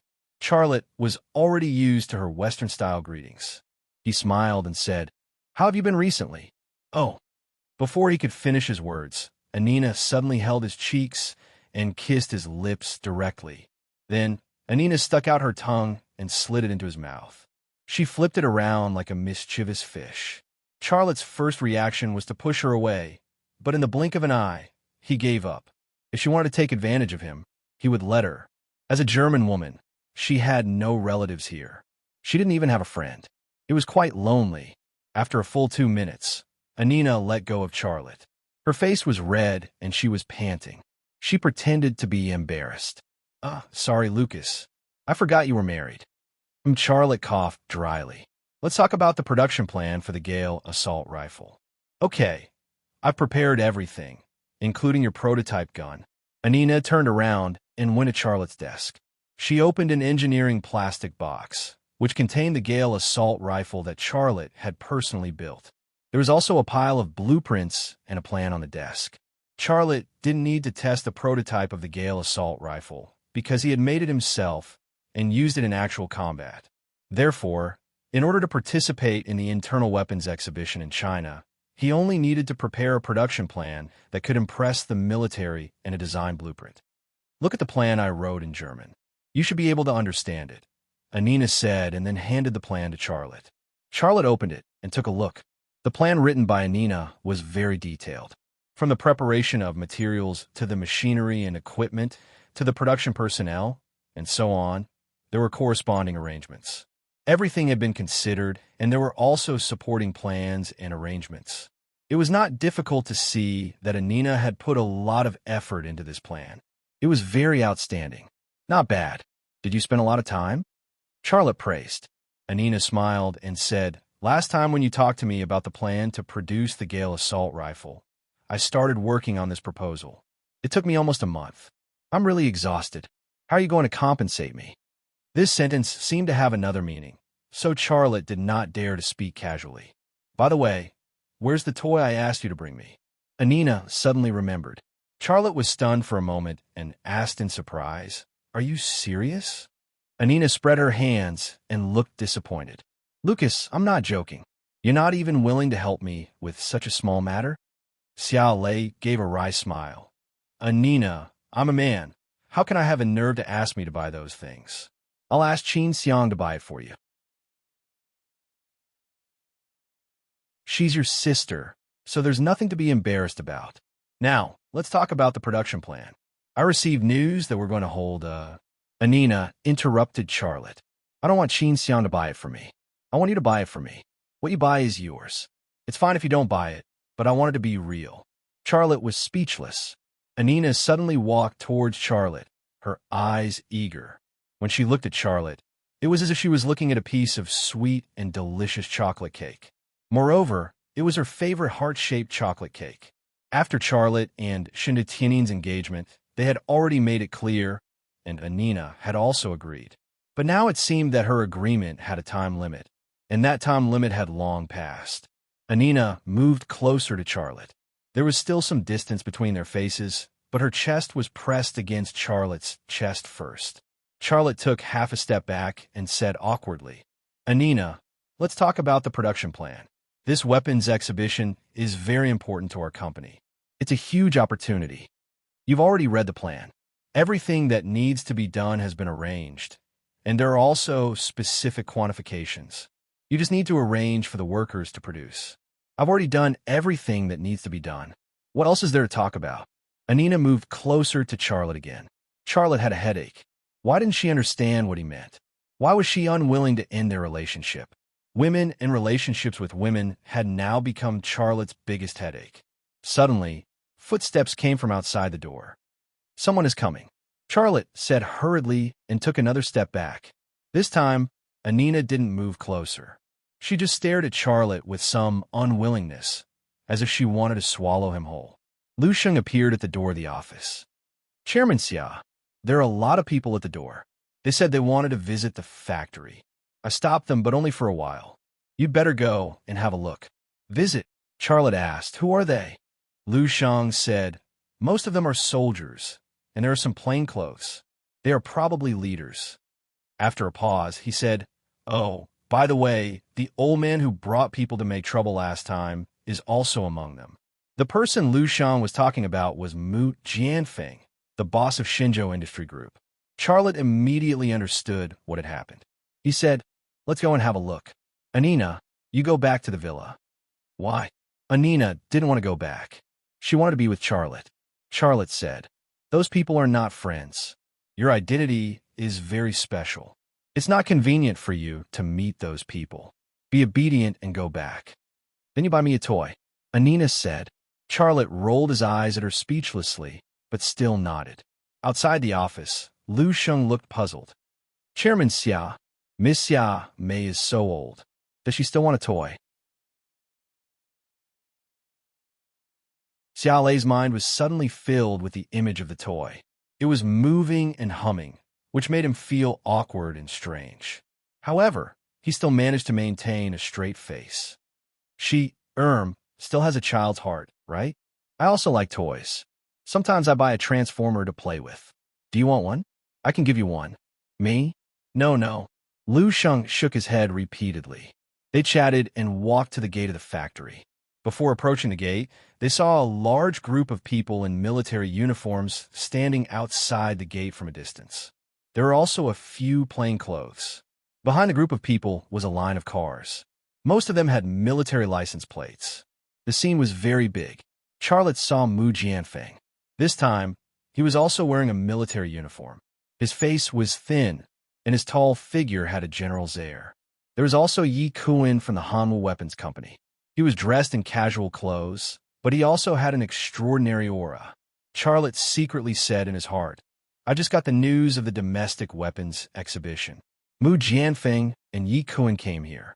They said they were visiting, but they are actually here to find out the truth about me." This was actually the purpose of Mu Jianfeng and Yi Kuan coming to the Thunder Horse military factory. Although the Thunder Horse military factory was only a small military factory and wasn't considered powerful, it had already threatened the status of the two giants in the military industry. Otherwise, even if Charlotte sent people to invite people like Mu Jianfeng and Yi Kuan, they would be too lazy to care about him. "Yo, isn't this Chairman Mu from the Shenzhou Industrial Group? And Chairman Yi from the Hanwu Weapons Company? What wind blew the two of you to my place?" Charlotte resisted the disgusting feeling and gave a fake greeting. There were many soldiers standing outside the door, and their ranks were not low. However, Charlotte was too lazy to greet them because he knew very well that these people were actually people who had interests with Mu Jianfeng and Yi Kuan. "Chairman Xia, you have a lot of rules here." Mu Jianfeng said, "We are here to visit, but your people actually don't let us in." "You are here to visit?" Xia Lei frowned. "Chairman Mu, if I may be so bold as to ask, must I receive this guest?" The two sides had already clearly stood on the opposite side. They were opponents and not friends. So in the face of Charlotte's disrespectful words, Mu Jianfeng did not care. He took out a piece of paper and handed it to Charlotte. "This is the document issued by the equipment department. You produce weapons and earn money from the equipment department. You really have to receive our visit group organized by the equipment department. So that's how it is. Please come in, please come in."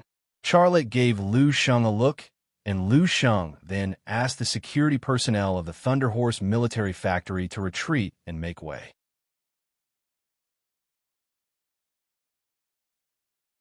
Charlotte then whispered a few words in Lu Sheng's ear. Lu Sheng nodded and then trotted to the office building. He came out in time just now, so he didn't have time to tidy up the blueprints and plans that Anina had left on her desk. What Xia Lei asked Lu Sheng to do was to tidy up those things so that these people wouldn't see them. Mu Jianfeng and Yi Kuan looked at each other, and there was a brief exchange of looks between the two. Charlotte led the way and said, "I will act as a guide for everyone. First of all, I would like to welcome all the leaders to our company. On behalf of all the employees of our company, I would like to extend a warm welcome."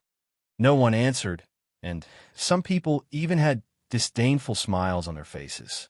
Charlotte pretended not to see and continued to talk to himself. "It is a good thing that all the leaders came to visit and inspect, but although our company is small, we also have our company's rules. You can't take photos casually, and you can't talk to the employees casually, which will affect their work. Well, let me first show all the leaders around our cafeteria. Our cafeteria's hygiene is very clean, and the tiles on the floor can reflect people's shadows. If you don't believe me, you can go and take a look." A large group of people looked at each other, and some people looked angry. They played Charlotte like a monkey, and Charlotte was also a monkey.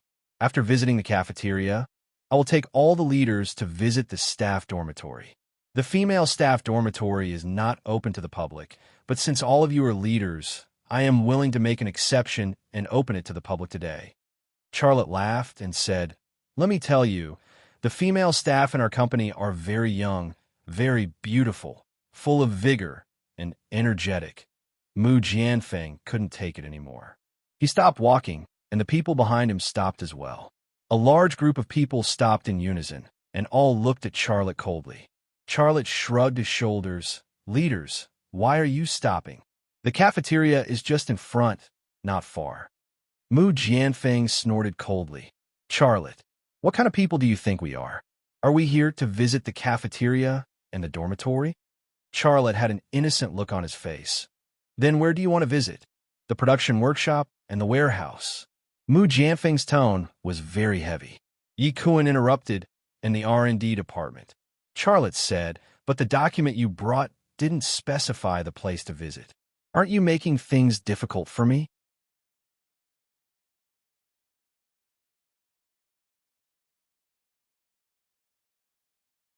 Chapter 481. Charlotte's words almost made Mu Jianfeng and Yi Kuan choke to death. Both of them were high-ranking state-owned enterprise bosses. They had both status and position.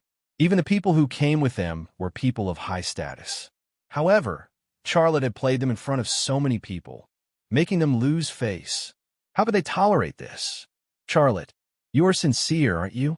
Mu Jianfeng's face was frighteningly gloomy, as if he would explode at any time. Yi Kuan also said in a strange tone, "Did everyone see that? A small company that hasn't grown big, yet is already so arrogant. What would happen if they were allowed to grow big? I think at that time, even the equipment department would have to listen to him, right?" Some people were discussing and were very dissatisfied with Charlotte's attitude and actions. Charlotte didn't care. He wasn't someone who didn't know how to be powerful and made enemies at will. However, the people who came here to visit were not friends. They were friends of Mu Jianfeng and Yi Kuan, and they were people who had interests in Shenzhou Industry Group and Han Weapons Company. These people, even if he knelt and begged them, they would not be friends with him. Since that was the case, what harm was there in offending them? Moreover, he wanted to let these people see that he was not afraid of fighting with Mu Jianfeng and Yi Kuan. He, Charlotte, was a person with ability and character. There was also an advantage to doing this. If someone was optimistic about him and the Thunder Horse military factory, they might waver and even shift to his side, becoming a person who had interests in the Thunder Horse military factory. There were no eternal enemies in this world, only eternal interests. Having achieved his goal, Charlotte stopped while he was ahead. He said, "Dear leaders, I'm really sorry. It turns out that you wanted to visit the workshop and warehouse. Okay, I'll take you there." Charlotte brought them to the workshop. In the workshop, the workers were producing the XL 2500 sniper rifle. It was very busy, but the scene was orderly. This is how the XL 2500 sniper rifle is produced. An officer in military uniform from the equipment department said with some surprise, "I really couldn't tell that such a small factory could actually produce the world's most advanced sniper rifle. Yeah, if this goes on, this company's future will be limitless. Who knows, it might become China's Barrett Company," someone said. "It really is like the person who makes the gun. This Charlotte is full of character, and the XL 2500 sniper rifle he produced is full of character as well. It forcefully suppressed the Barrett Company's sniper rifle. It's really amazing," someone said. When these remarks fell into the ears of Mu Jianfeng and Yi Kuan, their faces became more and more gloomy. The people they brought were all related to Shenzhou Industrial Group and Han Weapons Company, but they were not their subordinates.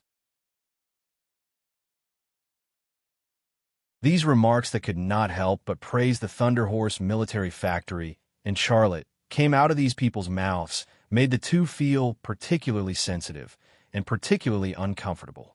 The same remarks fell into Charlotte's ears, but the corner of his mouth showed a trace of a smile. He secretly said in his heart, "No interest group is monolithic. The interest group created by the Gu family is an example. When Gu Dingshan fell, those people even killed Gu Dingshan to protect themselves. Shenzhou Industrial Group and Hanwu Weapons Company are no exception. These people only care about their own interests. Once they feel that the Thunder Horse military factory can bring them greater benefits, they will express their goodwill to me. And he was sure that this day would not be far away. Once the Gale assault rifle came out, it would shock the world, and he would win the super order from China's military. Many people would stand on his side and become related to the Thunder Horse military factory. Chairman Xia, please take us to the warehouse. Mu Jianfeng did not want to tour the workshop. Please follow me. Charlotte led these people to the warehouse. As he walked, he used the corner of his eyes to observe Mu Jianfeng and Yi Kuan. Mu Jianfeng and Yi Kuan were quietly talking. Charlotte and his military factory do not produce rifles. The Thunder Horse military factory only produces XL 2500 sniper rifles and pistols. It seems that he still does not know about the domestic weapons exhibition and the needs of the military. Yi Kuan's voice was very soft. Mu Jianfeng also whispered, "We can't be careless. Charlotte must have his sources. He must know about the domestic weapons exhibition. The purpose of our coming here is to see if he has prepared for the exhibition." What if he has? If he has prepared for the exhibition, then we have to get the information and prepare a response. In short, if we let him be in the limelight at this domestic weapons exhibition, then it will be difficult for us to stop the Thunder Horse military factory from becoming bigger and stronger. Mu Jianfeng's expression was very serious. Yi Kuan nodded and looked at Charlotte. Charlotte withdrew the corner of his eyes and pretended not to know anything. Actually, when he knew that Mu Jianfeng and Yi Kuan came to visit the Thunder Horse military factory, he had already guessed the purpose of these two people. These two people came to see if he had produced the rifles that the military needed. If he did, these two people would probably rack their brains to create trouble for him and destroy the Thunder Horse military factory's participation in this domestic weapons exhibition. The corner of Charlotte's mouth showed a hint of a cold smile. Mu Jianfeng, you old fox, and Yi Kuan, even if you are extremely smart and have great means, you won't get anything this time. Just you wait. I'll surprise you all one day. There was currently only one sample of the Gale assault rifle, and the most important blueprint of the shock absorber only existed in his mind. Mu Jianfeng and Yi Kuan did not even know about the existence of the Gale assault rifle. So what could they get? Entering the warehouse, there were only a few XL 2500 sniper rifles in stock, but there were a lot of pistols in stock, thousands of them. According to Anina's plan, once the production plan for the Gale assault rifle was started, the production line of the Thunder Horse military factory would no longer produce pistols, and almost 60% of the production capacity would be transferred to the production of the Gale assault rifle. In addition, if they won the super order from the military, Anina's plan also included plans to expand production, which meant reinvesting and building new production lines. These were all high-level trade secrets belonging to the Thunder Horse military factory, so of course Mu Jianfeng and Yi Kuan did not know. In the warehouse, an officer picked up the XL 2500 sniper rifle to test the gun. Although it was not loaded with bullets, the quality of the gun still made them gasp in admiration. Chairman Xia, now take us to your company's office building for a tour, Yi Kuan said. Charlotte looked at Yi Kuan. Isn't the production workshop and warehouse enough for you to visit? What's there to visit about the office building? Yi Kuan said with a fake smile. Chairman Xia, we are here on behalf of the equipment department. We said we are here to visit because we are giving you face. In fact, it is a routine inspection. Do you understand what I mean? Today, we have to visit wherever we want to visit. Charlotte laughed. You really want to visit our R&D department? Can't I? Yi Kuan sneered. Not only your R&D department, I also want to go to your office to see. I really want to know how you manage this military factory. Yes. Chairman Xia, lead the way. We have to see your office building. A leader in military uniform said, we really want to know how your military factory operates. If there are any violations, we will bring it up and you have to correct them in time. The leader who spoke was obviously someone who had a deep relationship with Mu Jianfeng and Yi Kuan. He knew the purpose of Mu Jianfeng and Yi Kuan's visit to the Thunder Horse military factory, and he had already begun to speak up for them. Okay, I will take you there. Charlotte did not refuse again. The more he refused, the more Mu Jianfeng and Yi Kuan would suspect that he had some secret. It was better to let these people see, let them give up and let their guard down. Walking out of the warehouse, Lu Sheng walked over. He whispered in Charlotte's ear, "Chairman Xia, the things have been packed and sent to the villa." Charlotte nodded. "Yes, I know. Go ahead and do your work." Lu Sheng responded, turned around, and left. Mu Jianfeng and Yi Kuan looked at each other and communicated with each other. Charlotte brought them around the office building. Yi Kuan also visited the R&D department of the Thunder Horse military factory as he wished, as well as Charlotte's office. However, no matter where they went, he and Mu Jianfeng did not find any plans to produce rifles in the Thunder Horse military factory. Mu Jianfeng and Yi Kuan's group walked around the office building of the Thunder Horse military factory, but found nothing. In the end, they left the office building under Charlotte's lead. "Everyone, you have finished visiting the Thunder Horse military factory. Do you want to stay for a meal, or do you want to go back?